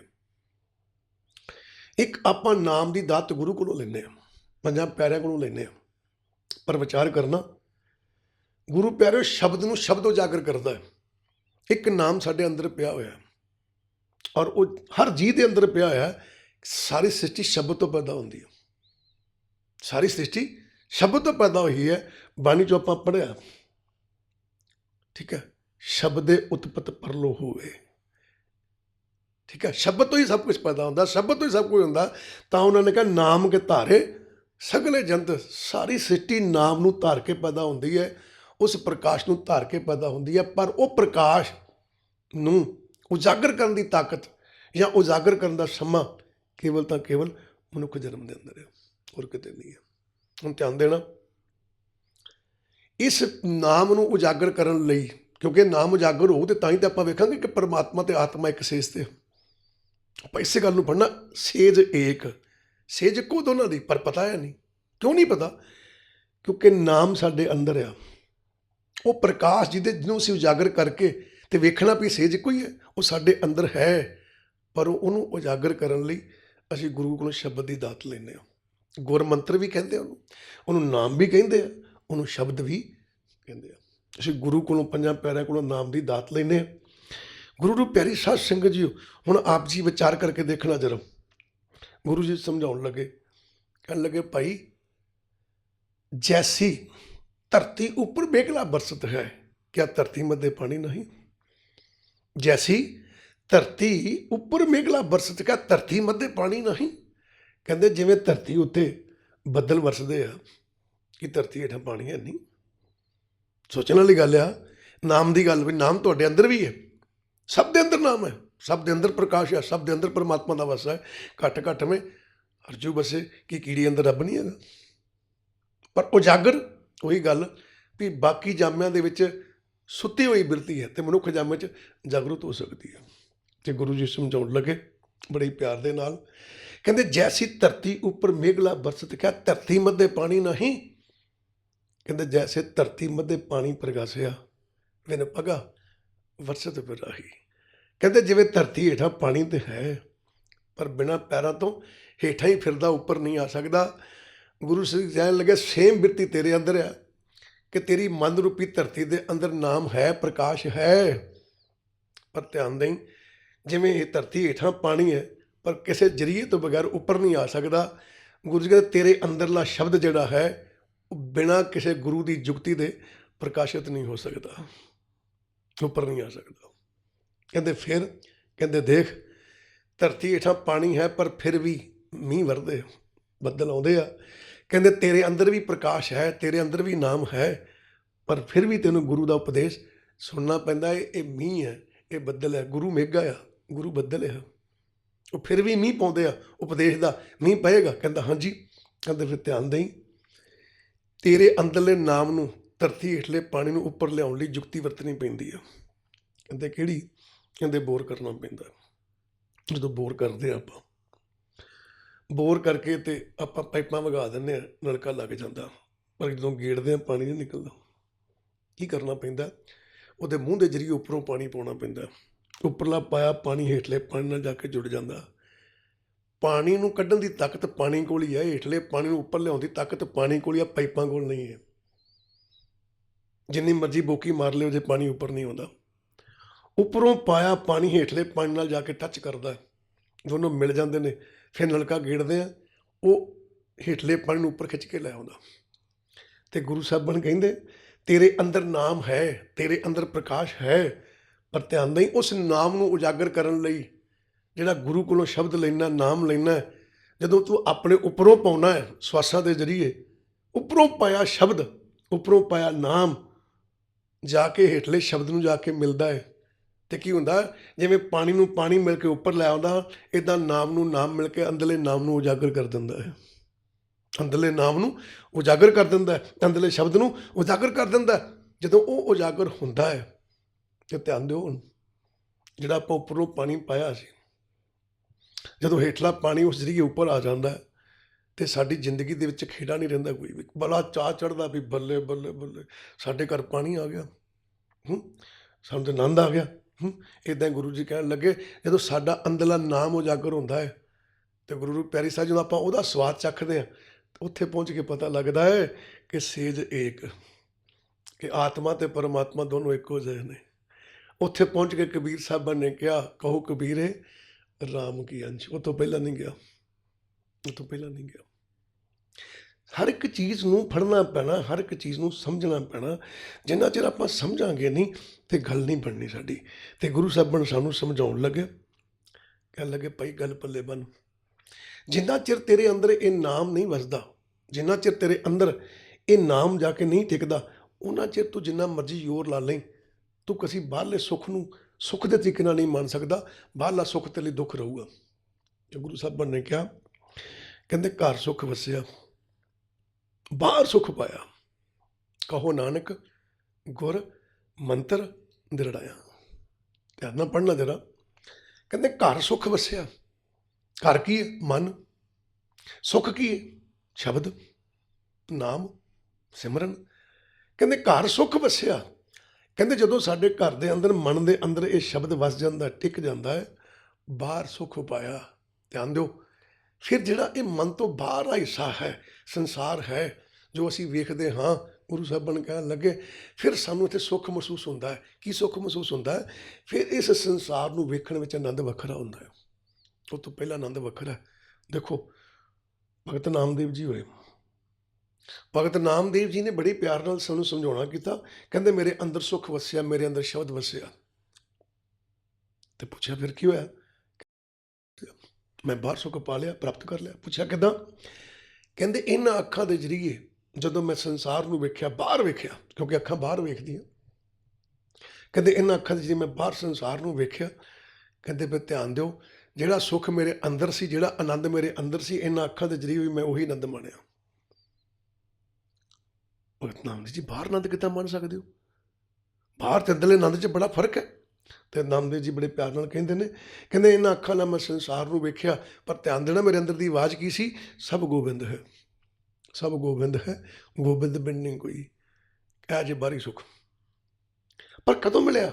ਕਹਿੰਦੇ ਕਹੋ ਨਾਨਕ ਗੁਰ ਮੰਤਰ ਦਿਰੜਾਇਆ। ਕਹਿੰਦੇ ਜਿਨ੍ਹਾਂ ਨੇ ਆਪਣੇ ਅੰਦਰ ਇਸ ਗੁਰ ਮੰਤਰ ਨੂੰ ਪੱਕਾ ਕਰ ਲਿਆ, ਦ੍ਰਿੜ ਕਰ ਲਿਆ। ਹੁਣ ਦ੍ਰਿੜ ਕੀ ਹੈ? ਠੀਕ ਹੈ, ਕਿਸੇ ਨੂੰ ਦ੍ਰਿੜ ਕਰ ਲੈਣਾ। ਉਹ ਬੰਦਾ ਬੜਾ ਦ੍ਰਿੜ ਹੈ, ਜਿਹੜੀ ਗੱਲ ਕਹਿਤੀ ਉਹਨੇ ਉਹ ਕਰਨੀ ਕਰਨੀ, ਦ੍ਰਿੜ ਹੈ। ਉਹ ਨਹੀਂ ਮੁੜ ਕੇ ਕਿਸੇ ਦੀ ਮੰਨਦਾ। ਉਹ ਪੱਕਾ ਹੈ, ਆਪਣੇ ਵਚਨ ਤੇ ਆਪਣੇ ਬੋਲ ਤੇ ਉਹ ਪੱਕਾ ਹੈ, ਉਹ ਦ੍ਰਿੜ ਆ। ਤੇ ਗੁਰੂ ਸਾਹਿਬਾਨ ਕਹਿਣ ਲੱਗੇ ਜਿਨ੍ਹਾਂ ਨੇ ਸ਼ਬਦ ਨਾਲ ਜੁੜਨਾ ਕਰ ਲਿਆ ਤੇ ਅੰਦਰ ਦ੍ਰਿੜਤਾ ਪੈਦਾ ਹੋ ਗਈ ਕਿ ਮੈਂ ਇਸ ਸ਼ਬਦ ਤੋਂ ਇਲਾਵਾ ਹੋਰ ਕੁਝ ਵੀ ਨਹੀਂ ਕਰਨਾ। ਕਹਿੰਦਾ ਪਾਵੋ ਗੁਰੂ ਦੇ ਸ਼ਬਦ ਤੋਂ ਦੂਰ ਜਾਂਦੇ ਹੀ ਨਹੀਂ। ਠੀਕ ਹੈ ਨਹੀਂ, ਉਹ ਹੋਰ ਕਰਮ ਕਾਂਡ ਨਹੀਂ ਕਰਦੇ, ਉਹ ਕੇਵਲ ਤਾਂ ਕੇਵਲ ਨਾਮ ਸਿਮਰਨ ਨਾਲ ਜੁੜੇ ਰਹਿੰਦੇ ਨੇ। ਕਹਿੰਦੇ ਉਹ ਦ੍ਰਿੜ ਹੈ। ਆਹ ਦ੍ਰਿੜਤਾ ਹੈ। ਉਹ ਦ੍ਰਿੜਤਾ ਸਾਰਿਆਂ ਅੰਦਰ ਨਹੀਂ ਆਉਂਦੀ। ਆਪ ਜੀ ਦੇਖਿਓ, ਕਿਸੇ ਨੂੰ ਕਿਤੇ ਕਹਿ ਦਈਏ ਭਾਈ ਸਿੰਘਾ ਨਾਮ ਸਿਮਰਨ ਕਰਦਾ ਉਹਨੂੰ, ਠੀਕ ਹੈ, ਤੇ ਉਹ ਅੱਗੋਂ ਕੀ ਕਹਿੰਦਾ? ਕਹਿੰਦਾ ਗੁਰੂ ਘਰ ਜਾਈਦਾ, ਸੇਵਾ ਕਰੀਦੀ, ਠੀਕ ਹੈ, ਪੁੰਨਦਾਨ ਕਰੀਦਾ ਹੈ। ਉਹ ਬੜਾ ਆਪ ਜੀ ਨੂੰ ਗਿਣਤੀ ਕਰਾਊਗਾ, ਪਰ ਧਿਆਨ ਦੇਣਾ ਉਹਨੂੰ ਇਹ ਨਹੀਂ ਪਤਾ ਕਿ ਪ੍ਰਭ ਕਾ ਸਿਮਰਨ ਸਭ ਤੇ ਉੱਚਾ। ਇਹਨਾਂ ਕਰਮ ਕਾਂਡਾਂ ਤੋਂ ਜਿਹੜਾ ਪ੍ਰਭੂ ਦਾ ਸਿਮਰਨ ਹੈ ਉਹ ਸਾਰਿਆਂ ਤੋਂ ਉੱਚਾ ਹੈ, ਉਹ ਜ਼ਰੂਰੀ ਹੈ। ਇਸ ਯੁੱਗ ਮੇਂ ਸੋਭਾ ਨਾਮ ਕੀ ਬਿਨ ਨਾਮੇ ਸੋਭ ਨਾ ਹੋਏ। ਕਹਿੰਦੇ ਕਲਯੁੱਗ ਦੇ ਅੰਦਰ ਨਾਮ ਦੀ ਵਡਿਆਈ ਹੈ, ਬਿਨਾਂ ਨਾਮ ਤੋਂ ਉੱਥੇ ਕਿਸੇ ਦੀ ਵਡਿਆਈ ਨਹੀਂ ਹੋਣੀ। ਤਾਂ ਗੁਰੂ ਸਾਹਿਬਾਨ ਕਹਿਣ ਲੱਗੇ ਕਹਿੰਦੇ ਸੇਜ ਏਕ। ਕਹਿੰਦੇ ਮੈਨੂੰ ਤੇ ਪਤਾ ਲੱਗਾ ਵੀ ਆਤਮਾ ਤੇ ਪਰਮਾਤਮਾ ਦੀ ਸੇਜ ਇੱਕ ਆ। ਪਰ ਹੋਇਆ ਕੀ ਵੀ ਇਹ ਤੇ ਉਹੀ ਹਿਸਾਬ ਸੀ ਵੀ ਜਿਵੇਂ ਰਾਜਾ ਸਿੰਘਾਸਨ ਤੇ ਸੌਂ ਗਿਆ ਤੇ ਸੁਪਨੇ 'ਚ ਭਿਖਾਰੀ ਬਣ ਗਿਆ। ਕਹਿੰਦਾ ਉਹੀ ਹਾਲ ਸਾਡਾ ਹੋਇਆ ਪਿਆ ਵੀ ਹੈਗੇ ਤੇ ਅਸੀਂ ਰਾਜੇ ਹਾਂ। ਕਹਿੰਦਾ ਭਾਵ ਹੈ ਤਾਂ ਅਸੀਂ ਬੜੇ ਅਮੀਰ, ਹੈ ਤਾਂ ਪਰਮਾਤਮਾ ਦੀ ਕੁੱਲ 'ਚੋਂ ਹਾਂ, ਪਰ ਇਹ ਅਸੀਂ ਸੁੱਤੇ ਹੋਏ ਹਾਂ, ਮਨ 'ਚ ਜਾਗਰਿਤ ਨਹੀਂ ਹੈ ਤੇ ਅਸੀਂ ਭੀਖ ਮੰਗਦੇ ਪਏ ਹਾਂ। ਹੁਣ ਇੱਕ ਰਾਜਾ, ਉਹਦੇ ਕੋਲ ਕਿਸੇ ਚੀਜ਼ ਦੀ ਕਮੀ ਨਹੀਂ ਹੁੰਦੀ। ਕਿਸੇ ਚੀਜ਼ ਦੀ ਕਮੀ ਹੁੰਦੀ ਕਦੀ? ਉਹਦੇ ਕੋਲ ਸਭ ਕੁਝ ਹੈਗਾ, ਪਰ ਬਿਰਤੀ ਹੈ ਵਿਚਾਰੇ ਦੀ ਕਰੇਗੀ। ਫਿਰ ਗੁਰੂ ਸਾਹਿਬਾਨ ਕਹਿਣ ਲੱਗੇ ਕਹਿੰਦੇ ਏਕੋ ਪ੍ਰਭ ਠਾਕੁਰ ਸੇਜ ਏਕ, ਏਕੋ ਪ੍ਰਭ ਠਾਕੁਰ। ਕਹਿੰਦੇ ਗੁਰੂ ਜੀ ਨੇ ਦੱਸਿਆ ਵੀ ਆਤਮਾ ਤੇ ਪਰਮਾਤਮਾ ਇੱਕ ਸੇਜ ਤੇ ਬੈਠੇ ਨੇ। ਤੇ ਅਗਲੀ ਗੱਲ ਦੱਸੀ ਏਕੋ ਪ੍ਰਭ ਠਾਕੁਰ। ਕਹਿੰਦੇ ਇਹਨਾਂ ਦੋਨਾਂ ਦਾ ਰੂਪ ਵੀ ਇੱਕੋ ਹੀ ਹੈ, ਰੂਪ ਵੀ ਇੱਕੋ। ਏਕੋ ਪ੍ਰਭ ਠਾਕੁਰ। ਕਹਿੰਦੇ ਪ੍ਰਭ ਠਾਕੁਰ, ਪ੍ਰਭ ਪਰਮਾਤਮਾ, ਠਾਕੁਰ ਸੁਆਮੀ, ਸੰਸਾਰ ਦਾ ਮਾਲਕ, ਕਹਿੰਦਾ ਇੱਕੋ ਹੀ ਹੈ। ਜਿਹੜਾ ਅਸੀਂ ਕਹਿੰਦੇ ਨਾ ਪਰਮਾਤਮਾ ਸੰਸਾਰ ਦਾ ਮਾਲਕ ਹੈ, ਸ੍ਰਿਸ਼ਟੀ ਦਾ ਮਾਲਕ ਹੈ, ਕਹਿੰਦੇ ਇਹ ਆਤਮਾ ਤੇ ਪਰਮਾਤਮਾ ਦੋਨੋਂ ਇੱਕੋ ਹੀ ਨੇ। ਪਰ ਕਰੋਗੇ ਕੀ ਪਤਾ ਕਿੱਥੋਂ ਲੱਗੇ, ਕਿਉਂਕਿ ਸੁੱਤੇ ਪਏ ਸੀ। ਆਤਮਾ, ਫਿਰ ਮਨ, ਫਿਰ ਤਨ। ਠੀਕ ਹੈ, ਆਤਮਾ ਪਰਮਾਤਮਾ ਦਾ ਹਿੱਸਾ ਹੈ, ਮਨ ਕੀ ਹੈ? ਜਿਹੜੀ ਉੱਤੇ ਮੈਲ ਚੜੀ ਹੈ ਉਹ ਮਨ ਹੈ। ਅਸੀਂ ਧੋਣਾ ਕਿਹਨੂੰ ਹੈ? ਮਨ ਨੂੰ। ਧੋਣਾ ਕਿਹਨੂੰ ਹੈ? ਮੈਲ ਨੂੰ। ਹੁਣ ਧਿਆਨ ਦੇਣਾ, ਆਪਾਂ ਕਹਿੰਦੇ ਜ਼ਰੂਰ ਹਾਂ ਕਮੀਜ਼ ਧੋਤੀ, ਪੈਂਟ ਧੋਤੀ, ਕਹਿੰਦੇ ਜੀ ਧੋਤੀ। ਹੁਣ ਵਿਚਾਰ ਕਰਨਾ, ਕਮੀਜ਼ ਤੇ ਉਹੀ ਹੈ। ਜਦੋਂ ਕਹਤਾ ਧੋਤੀ, ਸਾਡਾ ਧਿਆਨ ਕਿੱਥੇ ਜਾਂਦਾ ਹੈ? ਸਾਡੀ ਸੋਚ ਕਿੱਥੇ ਜਾਂਦੀ ਹੈ ਕਿ ਜਿਹੜੀ ਇਸ ਕਮੀਜ਼ ਨੂੰ ਗੰਦਗੀ ਲੱਗੀ ਸੀ ਉਹ ਲੱਥ ਗਈ ਹੈ। ਆਪਾਂ ਕਮੀਜ਼ ਫੜਦੇ ਹਾਂ, ਠੀਕ ਹੈ, ਕਮੀਜ਼ ਫੜਦੇ ਹਾਂ ਤੇ ਉਹਨੂੰ ਮਾੜਾ ਮੋਟਾ ਕੋਈ ਦਾਗ ਲੱਗਾ ਹੈ, ਕੋਈ ਕਲਖ ਲੱਗੀ ਹੈ, ਧੋਣ ਲੱਗਿਆ ਨਹੀਂ ਧਿਆਨ ਦਿੱਤਾ ਉਸ ਪਾਸੇ, ਸਾਬਣ ਨਹੀਂ ਲੱਗਾ ਜਾਂ ਨਹੀਂ ਧਿਆਨ ਦਿੱਤਾ ਗਿਆ, ਤੇ ਵਿਚਾਰ ਕਰਿਓ। ਆਪਾਂ ਫਿਰ ਸਵਾਲ ਪੁੱਛਦੇ, ਕਮੀਜ਼ ਧੋਤੀ? ਕਹਿੰਦੇ ਧੋਤੀ। ਆ ਤੁਹਾਡੇ ਹੱਥ 'ਚ ਤਾਂ ਫੜੀ ਤੇ ਹੈਗੀ, ਕੀ ਕਹਿੰਦੇ ਹੋ? ਕਾਹਦੀ ਧੋਤੀ? ਆ ਦਾਗ ਤੇ ਹੈਗਾ। ਇਹਦਾ ਮਤਲਬ ਧੋਣ ਦਾ ਭਾਵ ਕੀ ਹੈ ਕਿ ਜੋ ਕਮੀਜ਼ ਨੂੰ ਕੋਈ ਗੰਦਗੀ ਲੱਗੀ ਸੀ ਉਹ ਲੱਥ ਜਾਵੇ, ਧੋਤੀ। ਉਹ ਆਤਮਾ ਗੰਦੀ ਨਹੀਂ ਹੈ, ਕਮੀਜ਼ ਗੰਦੀ ਨਹੀਂ ਸੀ, ਉਹਨੂੰ ਜਿਹੜੀ ਗੰਦਗੀ ਲੱਗੀ ਉਹ ਗੰਦਗੀ ਲਾਉਣੀ ਹੈ। ਆਤਮਾ ਉੱਤੇ ਜਿਹੜੇ ਵਿਚਾਰ ਪੈਦਾ ਹੋਏ ਨੇ ਉਹ ਮਨ ਆ, ਉਹ ਲਾਉਣੇ ਆ। ਉਹਨੂੰ ਮਾਰਨਾ, ਵਿਚਾਰਾਂ ਨੂੰ ਮਾਰਨਾ, ਹੋਰ ਕਿਸੇ ਨੂੰ ਨਹੀਂ ਮਾਰਨਾ। ਤੇ ਜਿੱਦਣ ਉਹ ਮਰ ਗਏ ਤੇ ਆਤਮਾ ਤੇ ਪਰਮਾਤਮਾ ਫਿਰ ਆਪਣੇ ਇੱਕ ਰੂਪ 'ਚ ਚੱਲ ਜਾਣੇ। ਫਿਰ ਗੁਰੂ ਸਾਹਿਬਾਨ ਕਹਿਣ ਲੱਗੇ ਕਿ ਜਦੋਂ ਮੈਨੂੰ ਪਤਾ ਲੱਗਾ ਨਾ, ਕਹਿੰਦੇ ਫਿਰ ਮੈਨੂੰ ਗੁਰੂ ਜੀ ਨੇ ਸਮਝਾਇਆ, ਗੁਰਮੁਖ ਹਰ ਰਾਵੇ ਸੁਖ ਸਾਗਰ। ਗੁਰਮੁਖ ਹਰ ਰਾਵੇ। ਹੁਣ ਰਾਵੇ ਦਾ ਭਾਵ ਕੀ ਹੁੰਦਾ? ਆਨੰਦ ਮਾਣਦਾ। ਕਹਿੰਦੇ ਗੁਰਮੁਖ ਜਿਹਦੀ ਬਿਰਤੀ ਗੁਰੂ ਦੇ ਸਨਮੁਖ ਹੋ ਜਾਂਦੀ ਹੈ, ਗੁਰੂ ਚਰਨਾਂ ਨਾਲ ਜੁੜ ਜਾਂਦੀ ਹੈ, ਜਿਹਦੇ ਅੰਦਰ ਦੀ ਅਵਸਥਾ ਗੁਰੂ ਗ੍ਰੰਥ ਸਾਹਿਬ ਦੇ ਚਰਨਾਂ ਨਾਲ ਜੁੜ ਜਾਂਦੀ ਆ, ਕਹਿੰਦਾ ਆਪਾਂ ਸਾਡੀ ਸੋਚ ਗੁਰੂ ਦੀ ਸੋਚ ਨਾਲ ਰਲ ਜਾਂਦੀ, ਉਹਨੂੰ ਸਨਮੁਖ ਕਹਿੰਦੇ ਗੁਰੂ ਦੇ। ਕਹਿੰਦੇ ਹਰ ਰਾਵੇ, ਕਹਿੰਦੇ ਉਹ ਆਨੰਦ ਮਾਣਦੇ ਕਿਹਦੀ? ਸੁਖ ਸਾਗਰ। ਸੁੱਖਾਂ ਦਾ ਸਾਗਰ ਕੌਣ? ਪਰਮਾਤਮਾ। ਹੁਣ ਵਿਚਾਰ ਕਰਨਾ, ਇੱਕ ਸੁੱਖ ਸਾਗਰ ਆ, ਇੱਕ ਦੁੱਖ ਸਾਗਰ ਆ। ਸੁੱਖ ਸਾਗਰ ਤੱਕ ਪਹੁੰਚਣ ਲਈ ਦੁੱਖ ਸਾਗਰ ਤੋਂ ਲੰਘਣਾ ਪੈਣਾ, ਦੁੱਖ ਸਾਗਰ ਤੋਂ ਲੰਘਣਾ ਪੈਣਾ। ਸੁੱਖ ਸਾਗਰ ਕੀ ਹੈ? ਪਰਮਾਤਮਾ। ਦੁੱਖ ਸਾਗਰ ਕੀ ਹੈ? ਸੰਸਾਰ। ਧੰਨ ਗੁਰੂ ਰਾਮਦਾਸ ਮਹਾਰਾਜ ਨੇ, ਧੰਨ ਗੁਰੂ ਅਰਜਨ ਦੇਵ ਮਹਾਰਾਜ ਨੇ ਦਰਬਾਰ ਸਾਹਿਬ ਦੀ ਸਥਾਪਨਾ ਕੀਤੀ। ਆੜੀ ਆਪਾਂ ਪੰਕਤੀ ਪੜ੍ਹਦੇ ਪਏ ਨਾ, ਗੁਰਮੁਖ ਹਰ ਰਾਵੇ ਸੁਖ ਸਾਗਰ। ਆਪ ਜੀ ਕਿਦੋਂ ਦਰਬਾਰ ਸਾਹਿਬ ਜਾਂਦੇ ਹੋ ਤੇ ਧਿਆਨ ਦੇ ਨਾਲ ਦੇਖਿਆ ਕਰੋ, ਇਹ ਪੰਕਤੀ ਉੱਥੇ ਪ੍ਰਤੱਖ ਹੈ। ਕਿਵੇਂ ਕਿ ਆਪ ਜੀ ਜਦੋਂ ਦਰਸ਼ਨੀ ਡੋੜੀ ਦੇ ਵਿੱਚੋਂ ਲੰਘਦੇ ਹੋ ਤੇ ਦਰਬਾਰ ਸਾਹਿਬ ਤੱਕ ਜਾਂਦੇ ਹੋ ਤੇ ਅੱਗੇ ਪੁਲ ਬਣਿਆ ਹੋਇਆ, ਉਹਦੇ ਹੇਠੋਂ ਪਾਣੀ ਲੰਘਦਾ, ਜਲ ਲੰਘਦਾ, ਠੀਕ ਹੈ। ਹੁਣ ਸੋਚਣ ਵਾਲੀ ਗੱਲ ਹੈ ਕਿ ਪਾਤਸ਼ਾਹ ਨੇ ਹੇਠਾਂ ਜਲ ਬੰਦ ਨਹੀਂ ਕੀਤਾ, ਕੰਧ ਨਹੀਂ ਕੀਤੀ, ਪਿੱਲਰ ਖੜੇ ਕਰਕੇ ਬਣਾਇਆ। ਬੋਲੋ ਇੱਦਾਂ ਕਿਉਂ ਬਣਾਇਆ ਪਾਤਸ਼ਾਹ ਨੇ? ਬਈ ਪਾਤਸ਼ਾਹ ਕਹਿਣ ਲੱਗੇ, ਕਹਿੰਦੇ ਜੇ ਦਰਬਾਰ ਸਾਹਿਬ ਜਾਣਾ ਹੈ, ਸੱਚਖੰਡ ਵਿਖੇ ਜਾਣਾ ਹੈ, ਤੇ ਤੈਨੂੰ ਉਸ ਪਾਣੀ ਉੱਤੋਂ ਲੰਘਣਾ ਪਏਗਾ, ਜਿਹੜਾ ਪਾਣੀ ਚਾਰ ਚੁਫੇਰੇ ਹੈ, ਪਾਣੀ ਉੱਤੋਂ ਲੰਘਣਾ ਪਏਗਾ ਤੈਨੂੰ। ਇਸ਼ਾਰਾ ਕਰਦੇ ਆ, ਕਹਿੰਦੇ ਜੇ ਸੁੱਖ ਸਾਗਰ ਤੱਕ ਪਹੁੰਚਣਾ ਹੀ ਤੇ ਦੁੱਖ ਸਾਗਰ ਤੋਂ ਉੱਤੋਂ ਲੰਘਣਾ ਪਏਗਾ। ਇਹਦਾ ਮਤਲਬ ਜੇ ਸੁੱਖਾਂ ਦੀ ਪ੍ਰਾਪਤੀ ਕਰਨੀ ਹੈ, ਜੇ ਪਰਮਾਤਮਾ ਦੀ ਪ੍ਰਾਪਤੀ ਕਰਨੀ ਹੈ, ਤੇ ਜਿਹੜੇ ਤੇਰੀ ਜ਼ਿੰਦਗੀ ਦੁੱਖ ਲਿਖੇ ਆ ਨਾ, ਇਹਨਾਂ ਉੱਤੋਂ ਤੈਨੂੰ ਲੰਘਣਾ ਪਏਗਾ। ਜੇ ਭੱਜੇਗਾ ਤੇ ਗੁਰੂ ਪਿਆਰਾ ਸੁੱਖ ਸਾਗਰ ਤੱਕ ਨਹੀਂ ਪਹੁੰਚ ਸਕਦਾ, ਨਹੀਂ ਪਹੁੰਚ ਸਕਦਾ। ਇਹਦੀ ਜ਼ਿੰਦਗੀ 'ਚ ਵਿਚਾਰ ਕਰਿਓ, ਇੱਕ ਚੀਜ਼ ਪੱਲੇ ਬੰਨਿਓ ਕਿ ਗੁਰੂ ਸਾਹਿਬਾਨ ਨੇ ਲਿਖਿਆ ਕਿ ਚਰਨ ਕਮਲ ਪ੍ਰਭ ਰਿਧੇ ਨਿਵਾਸ, ਸਗਲ ਦੁੱਖ ਕਾ ਹੋਵਾ ਨਾਸ। ਇਹਦਾ ਮਤਲਬ ਦੁੱਖ ਖਤਮ ਨਹੀਂ ਕੀਤੇ ਉਹਨਾਂ ਨੇ, ਦੁੱਖ ਹੈਗੇ ਨੇ, ਦੁੱਖ ਹੈਗੇ ਨੇ, ਦੁੱਖਾਂ ਅੱਗੋਂ ਲੰਘਣਾ ਪੈਣਾ, ਪਰ ਨਾਸ ਹੋ ਜਾਏਗਾ। ਨਾਸ ਦਾ ਭਾਵ ਹੈ, ਇਸ਼ਾਰਾ ਕਰਨਾ, ਨਾਸ ਦਾ ਭਾਵ ਕੀ ਹੈ ਕਿ ਜਿਵੇਂ ਆਪਾਂ ਦਰਬਾਰ ਸਾਹਿਬ ਜਾਂਦੇ ਹਾਂ, ਜਦੋਂ ਆਪਾਂ ਪਰਿਕਰਮਾ ਕਰਦੇ ਹਾਂ ਤੇ ਉੱਥੇ ਪਾਤਸ਼ਾਹ ਨੇ ਦਰਬਾਰ ਸਾਹਿਬ ਅੰਦਰ ਪਹੁੰਚਣ ਲਈ ਉੱਤੇ ਪੁਲ ਬਣਾ ਦਿੱਤਾ, ਲੰਘਣਾ ਸੌਖਾ ਹੋ ਗਿਆ, ਠੀਕ ਹੈ। ਤੇ ਗੁਰੂ ਸਾਹਿਬ ਕਹਿੰਦੇ ਹੇਠਾਂ ਪਾਣੀ ਲੰਘ ਰਿਹਾ, ਪਰ ਫਿਰ ਉੱਤੋਂ ਦੀ ਪੁਲ ਬਣਾਤਾ, ਲੰਘਣਾ ਸੌਖਾ ਹੋ ਗਿਆ ਹੈ। ਉਹ ਗੁਰੂ ਸਾਹਿਬਾਨ ਕਹਿੰਦੇ ਇਹ ਜਿਹੜਾ ਸ਼ਬਦ ਹੈ ਨਾ, ਨਾਮ ਜਿਹੜਾ ਹੈ, ਇਹ ਵੀ ਉਸ ਪੁਲ ਵਰਗਾ ਹੀ ਆ। ਜਦੋਂ ਤੂੰ ਨਾਮ ਰੂਪੀ ਜਹਾਜ਼ 'ਤੇ ਸਵਾਰ ਹੋ ਜਾਏਗਾ, ਦੁੱਖ ਇਹਦੇ ਹੇਠੋਂ ਲੰਘਦੇ ਜਾਣਗੇ, ਪਰ ਤੈਨੂੰ ਸੁੱਖ ਤੱਕ ਪਹੁੰਚਣਾ ਸੌਖਾ ਹੋ ਜਾਏਗਾ, ਤੈਨੂੰ ਸੱਚਖੰਡ ਤੱਕ ਪਹੁੰਚਣਾ ਸੌਖਾ ਹੋ ਜਾਏਗਾ, ਦਸਵੇਂ ਦੁਆਰ ਤੱਕ ਪਹੁੰਚਣਾ ਸੌਖਾ ਹੋ ਜਾਏਗਾ। ਫਿਰ ਪਾਤਸ਼ਾਹ ਕੀ ਕਹਿਣ ਲੱਗੇ, ਕਹਿੰਦੇ ਮੈਂ ਪ੍ਰਭ ਮਿਲਣ ਪ੍ਰੇਮ ਮਨ ਆਸਾ। ਰਾਮਦਾਸ ਮਹਾਰਾਜ ਜੀ ਕਹਿੰਦੇ ਮੈਂ ਪ੍ਰਭ ਮਿਲਣ ਪ੍ਰੇਮ ਮਨ ਆਸਾ। ਕਹਿੰਦੇ ਜਦੋਂ ਮੈਂ ਗੁਰੂ ਦੇ ਚਰਨਾਂ 'ਚ ਬੈਠ ਕੇ ਨਾ ਇਹ ਉਪਦੇਸ਼ ਸੁਣਿਆ, ਗੁਰੂ ਚਰਨਾਂ ਦੇ ਵਿੱਚੋਂ ਇਹ ਦਾਤ ਲਈ, ਜਦੋਂ ਮੈਨੂੰ ਪਤਾ ਲੱਗਾ ਵੀ ਮੇਰੀ ਆਤਮਾ ਤੇ ਪਰਮਾਤਮਾ ਇੱਕ ਸੇਜ 'ਤੇ ਬੈਠੇ ਆ ਔਰ ਇੱਕੋ ਹੀ ਰੂਪ ਹੈ ਦੋਨੋਂ, ਠੀਕ ਹੈ। ਕਹਿੰਦੇ ਫਿਰ ਮੇਰੀ ਮਨ ਬਿਰਤੀ ਵਿੱਚ ਚਾਅ ਚੜਿਆ ਕਿ ਮੈਂ ਪ੍ਰਭ ਮਿਲਣ, ਮੈਂ ਕਹਿੰਦੇ ਮੇਰੇ ਮਨ 'ਚ ਪ੍ਰੇਮ ਪੈਦਾ ਹੋਇਆ। ਕੀ ਪ੍ਰੇਮ ਪੈਦਾ ਹੋਇਆ? ਉਸ ਪਰਮਾਤਮਾ ਨੂੰ ਮਿਲਣ ਦੀ ਮੇਰੇ ਮਨ ਵਿੱਚ ਵੀ ਤੰਗ ਪੈਦਾ ਹੋਈ। ਹੁਣ ਲਓ ਸਾਹਿਬ, ਤੰਗ ਪਹਿਲਾਂ ਨਹੀਂ ਪੈਦਾ ਹੋਈ। ਗੁਰੂ ਦਾ ਉਪਦੇਸ਼ ਹੀ, ਗੁਰੂ ਦੇ ਚਰਨਾਂ ਨਾਲ ਜੁੜ ਕੇ ਹੀ ਤੰਗ ਪੈਦਾ ਹੁੰਦੀ ਆ। ਇਹਦਾ ਮਤਲਬ ਗੁਰੂ ਤੋਂ ਬਗੈਰ ਸਾਨੂੰ ਇਸ ਮਾਰਗ 'ਤੇ ਚੱਲਣ ਦਾ ਕੋਈ ਰਾਹ ਨਹੀਂ ਵਿਖਾ ਸਕਦਾ।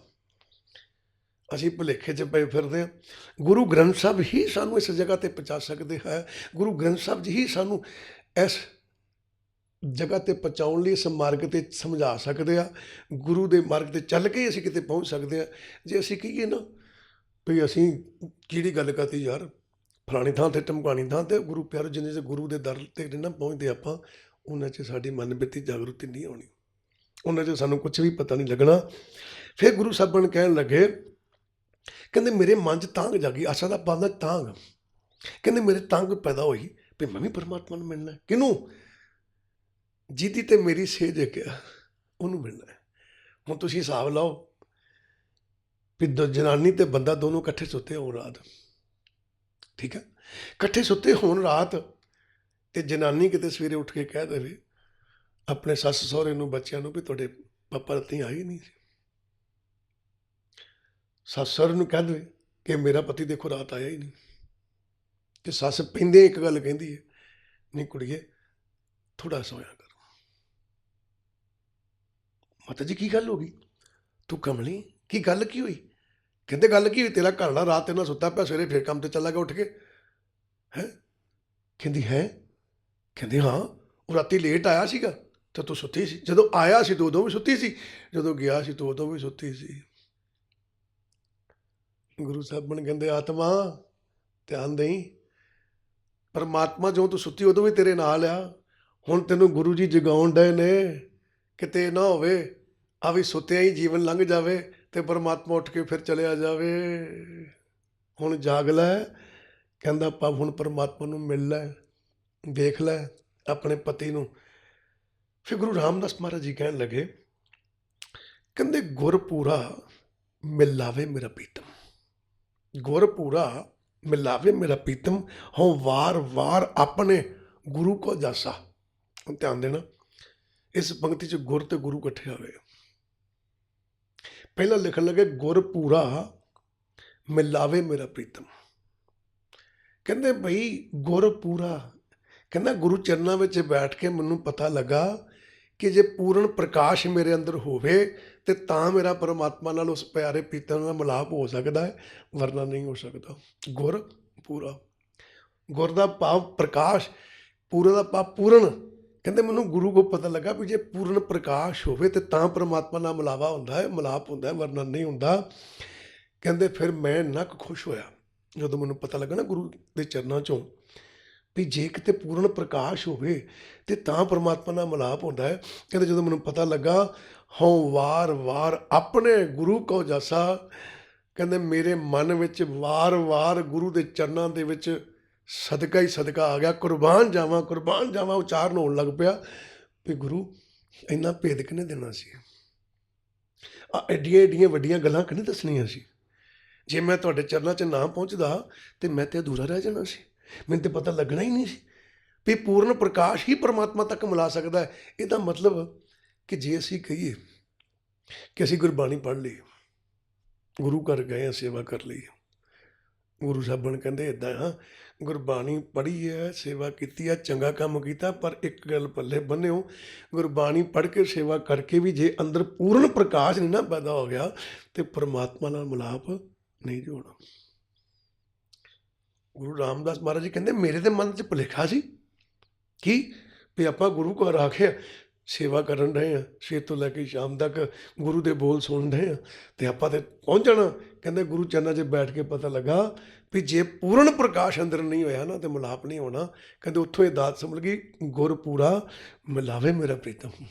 ਕਹਿੰਦੇ ਪੂਰਨ ਪ੍ਰਕਾਸ਼ ਹੀ ਪਰਮਾਤਮਾ 'ਚ ਮਿਲਾ ਸਕਦਾ। ਕਹਿੰਦੇ ਮੈਂ ਕਿਹਾ ਗੁਰੂ ਆਪ ਜੀ ਦੇ ਸਦਕੇ ਜਾਵਾਂ, ਬਾਰ ਬਾਰ ਸਦਕੇ ਜਾਵਾਂ, ਕੁਰਬਾਨ ਜਾਵਾਂ। ਆਪ ਜੀ ਨੇ ਮੇਰੇ ਮਨ ਦੀ ਇੱਕ ਸ਼ੰਕਾ ਦੂਰ ਕਰ ਦਿੱਤੀ ਹੈ ਵੀ ਮੈਂ ਤਾਂ ਕਿਹਾ ਸੀ ਵੀ ਮੈਂ ਇੱਥੇ ਆ ਗਿਆ, ਕੰਮ ਨਿਬੜ ਗਿਆ। ਨਹੀਂ, ਉਸ ਪੂਰਨ ਪ੍ਰਕਾਸ਼ ਲਈ ਮੈਨੂੰ ਆਪ ਜੀ ਦੇ ਮਾਰਗ 'ਤੇ ਚੱਲਣਾ ਅਜੇ ਬਾਕੀ ਹੈ। ਹੁਣ ਦੇਖਿਓ ਗੁਰੂ ਰਾਮਦਾਸ ਮਹਾਰਾਜ ਜੀ ਕੀ ਕਹਿੰਦੇ। ਜਦੋਂ ਆਹ ਗੱਲ ਸੁਣੀ ਨਾ ਉਹਨਾਂ ਨੇ ਕਿ ਮੈਨੂੰ ਪਤਾ ਲੱਗਾ ਪੂਰਨ ਪ੍ਰਕਾਸ਼ ਹੋਵੇ ਤਾਂ ਰੱਬ ਦੀ ਦਾਤ ਪ੍ਰਾਪਤ ਹੁੰਦੀ ਹੈ। ਫਿਰ ਗੁਰੂ ਰਾਮਦਾਸ ਮਹਾਰਾਜ ਜੀ ਕਹਿਣ ਲੱਗੇ ਮੇਰੇ ਅੰਦਰ ਚਿੰਤਾ ਪੈਦਾ ਹੋ ਗਈ। ਮੇਰੇ ਅੰਦਰ ਚਿੰਤਾ ਪੈਦਾ ਹੋ ਗਈ। ਪਾਤਸ਼ਾਹ ਕਿਹੜੀ ਚਿੰਤਾ ਪੈਦਾ ਹੋ ਗਈ? ਤੇ ਬੜੇ ਪਿਆਰ ਨਾਲ ਕਹਿੰਦਾ ਮੈਂ ਅਵਗਣ ਭਰਪੂਰ ਸਰੀਰੇ। ਕਹਿੰਦੇ ਮੈਂ ਵੇਖਿਆ ਤੇ ਮੇਰਾ ਸਾਰਾ ਸਰੀਰ ਤੇ ਔਗਣਾਂ ਨਾਲ ਭਰਿਆ ਪਿਆ ਤੇ ਮੇਰੇ ਵਾਸਤੇ ਨਹੀਂ ਹੈਗਾ ਉੱਥੇ ਪਹੁੰਚਣਾ। ਹੁਣ ਧਿਆਨ ਦੇਣਾ, ਮੈਂ ਅਵਗਣ ਭਰਪੂਰ ਸਰੀਰੇ, ਪੂਰਾ ਸਰੀਰ ਮੇਰਾ ਔਗਣਾਂ ਨਾਲ ਭਰਿਆ ਪਿਆ। ਕਿਹੜਾ ਸਰੀਰ ਬਈ? ਕਿਹੜਾ ਸਰੀਰ? ਸਰੀਰ ਗਿਆਨ ਇੰਦਰੀਆਂ ਨੂੰ ਕਹਿੰਦੇ ਆ। ਕਿਹੜੇ ਗਿਆਨ ਇੰਦਰੀ? ਅੱਖਾਂ, ਕੰਨ, ਨੱਕ, ਮੂੰਹ ਤੇ ਖਲੜੀ ਚਮੜੀ, ਇਹਨੂੰ ਗਿਆਨ ਇੰਦਰੀ ਕਹਿੰਦੇ ਆ। ਕਹਿਣ ਲੱਗੇ ਮੈਂ ਅਵਗਣ ਭਰਪੂਰ ਸਰੀਰ ਹੈ, ਮੇਰਾ ਸਾਰਾ ਸਰੀਰ ਔਗਣਾਂ ਨਾਲ ਭਰਿਆ। ਤੇ ਗੁਰੂ ਸਾਹਿਬਾਨ ਨੂੰ ਪੁੱਛਿਆ ਪਾਤਸ਼ਾਹ ਕਿਹੜਾ ਸਰੀਰ ਔਗਣਾਂ ਨਾਲ ਭਰਿਆ? ਕਿਆ ਆਨੰਦ ਆ। ਪਾਤਸ਼ਾਹ ਜੀ ਨੇ ਕੱਲੇ ਕੱਲੇ ਗਿਆਨ ਇੰਦਰੀ ਦਾ ਦੱਸਿਆ ਵੀ ਕਿੱਦਾਂ ਔਗਣਾਂ ਨਾਲ ਭਰਿਆ ਹੈ। ਬੜੇ ਪਿਆਰ ਨਾਲ ਕਹਿਣ ਲੱਗੇ ਨੈਣੋ ਨੀਂਦ ਪਰ ਦ੍ਰਿਸ਼ਟ ਵਿਕਾਰ। ਨੈਣੋ ਨੀਂਦ ਪਰ ਦ੍ਰਿਸ਼ਟ ਵਿਕਾਰ। ਉਹ ਕਹਿੰਦੇ ਮੇਰੀਆਂ ਅੱਖਾਂ ਜਿਹੜੀਆਂ ਨੇ, ਦ੍ਰਿਸ਼ਟ ਕਿਹਨੂੰ ਕਹਿੰਦੇ? ਵੇਖਣਾ, ਨਿਗਾਹ ਮਾਰਨੀ। ਪਰ ਦਾ ਭਾਵ ਪਰਾਇਆ। ਹੁਣ ਆਪਾਂ ਕੀ ਕਹਿੰਦੇ ਨੇ ਇੱਥੇ? ਪਰਾਈ ਇਸਤਰੀ। ਉਹ ਗੁਰੂ ਰੂਪ ਪਿਆਰੀ ਸਾਧ ਸੰਗਤ ਜੀਓ, ਪਰ ਤੋਂ ਅੱਖਰ ਪਰਾਇਆ ਦਾ ਮਤਲਬ ਪਤਾ ਕੀ ਹੈ? ਧਿਆਨ ਦੇਣਾ, ਪਰ ਦਾ ਮਤਲਬ ਕੀ ਜੇ? ਹੁਣ ਕਿਸੇ ਵੇਲੇ ਨਾ ਦੋ ਸਕੇ ਭਰਾ ਬੜਾ ਪਿਆਰ, ਸੂਈ ਨਾ ਲੰਘਿਆ ਕਰੇ ਵਿੱਚੋਂ ਦੀ, ਇੰਨਾ ਪਿਆਰ ਆਪਸੀ। ਕੋਈ ਮਾੜੀ ਮੋਟੀ ਅਣਬਣ ਕਿਤੇ ਹੋ ਗਈ, ਨਿੱਕਾ ਮਿਲਣ ਗਿਆ ਵੱਡੇ ਨੂੰ, ਵੱਡੇ ਨੇ ਬੁਲਾਇਆ ਜ਼ਰੂਰ ਹੈ ਪਰ ਉੱਦਾਂ ਦਾ ਸਤਿਕਾਰ ਨਹੀਂ ਕੀਤਾ। ਤੇ ਨਿੱਕਾ ਕਹਿੰਦਾ ਵੱਡੇ ਨੂੰ, ਕਹਿੰਦਾ ਭਰਾ ਨਿੱਕੀ ਜੀ ਗੱਲ ਪਿੱਛੇ ਆਪਾਂ ਪਰਾਏ ਹੋ ਗਏ। ਪਰਾਏ ਦਾ ਮਤਲਬ ਕੀ ਹੈ? ਵੀ ਤੇਰਾ ਮੇਰਾ ਨਾਤਾ ਕੋਈ ਨਹੀਂ ਰਿਹਾ। ਤੇ ਗੁਰੂ ਅਰਜਨ ਦੇਵ ਮਹਾਰਾਜ ਜੀ ਕਹਿਣ ਲੱਗੇ, ਕਹਿੰਦੇ ਨੈਣੋ ਨੀਂਦ ਪਰ ਦ੍ਰਿਸ਼ਟ ਵਿਕਾਰ। ਕਹਿਣ ਲੱਗੇ ਜਿਹੜੀ ਸਾਡੇ ਇਹਨਾਂ ਅੱਖਾਂ ਦੇ ਨਾਲ ਅਸੀਂ ਪਰਾਇਆ ਸੰਸਾਰ ਵੇਖਦੇ ਹਾਂ, ਜਿਹਦੇ ਨਾਲ ਸਾਡਾ ਕੋਈ ਨਾਤਾ ਹੀ ਨਹੀਂ ਹੈ। ਕਹਿੰਦੇ ਇਹਨੂੰ ਵੇਖ ਕੇ ਅੰਦਰ ਵਿਕਾਰ ਪੈਦਾ ਹੁੰਦੇ ਨੇ ਕਿ ਆਹ ਚੀਜ਼ ਮੇਰੀ ਹੋ ਜਾ ਇਹ ਚੀਜ਼ ਮੇਰੀ, ਜਦ ਕਿ ਨਾਤਾ ਹੀ ਕੋਈ ਨਹੀਂ ਆ।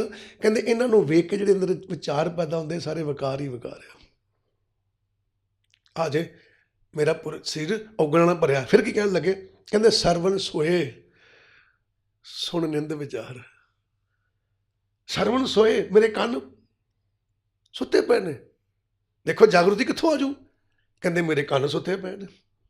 ਕਿੱਥੋਂ ਸੁੱਤੇ ਪਏ ਨੇ? ਸੁਣ ਨਿੰਦ ਵਿਚਾਰ। ਕਹਿੰਦੇ ਲੋਕਾਂ ਦੀ ਨਿੰਦਿਆ ਸੁਣ ਕੇ ਨਾ ਤੇ ਸੁੱਤੇ ਪਏ ਨੇ। ਜਾਗਰੂਕਤੀ ਨਹੀਂ ਆਉਣ ਡਈ ਵੀ ਜੇ ਮੈਂ ਕਿਸੇ ਦੀ ਨਿੰਦਿਆ ਸੁਣ ਲਿਆ ਤੇ ਮੇਰੇ ਮਨ ਵਿੱਚ ਵੀ ਆ ਗਿਆ ਉਹ ਚੰਗਾ ਨਹੀਂ। ਕਿਸੇ ਨੇ ਮੈਨੂੰ ਕਿਹਾ ਫਲਾਣਾ ਬੰਦਾ ਚੰਗਾ ਨਹੀਂ, ਮੈਂ ਮੰਨ ਗਿਆ।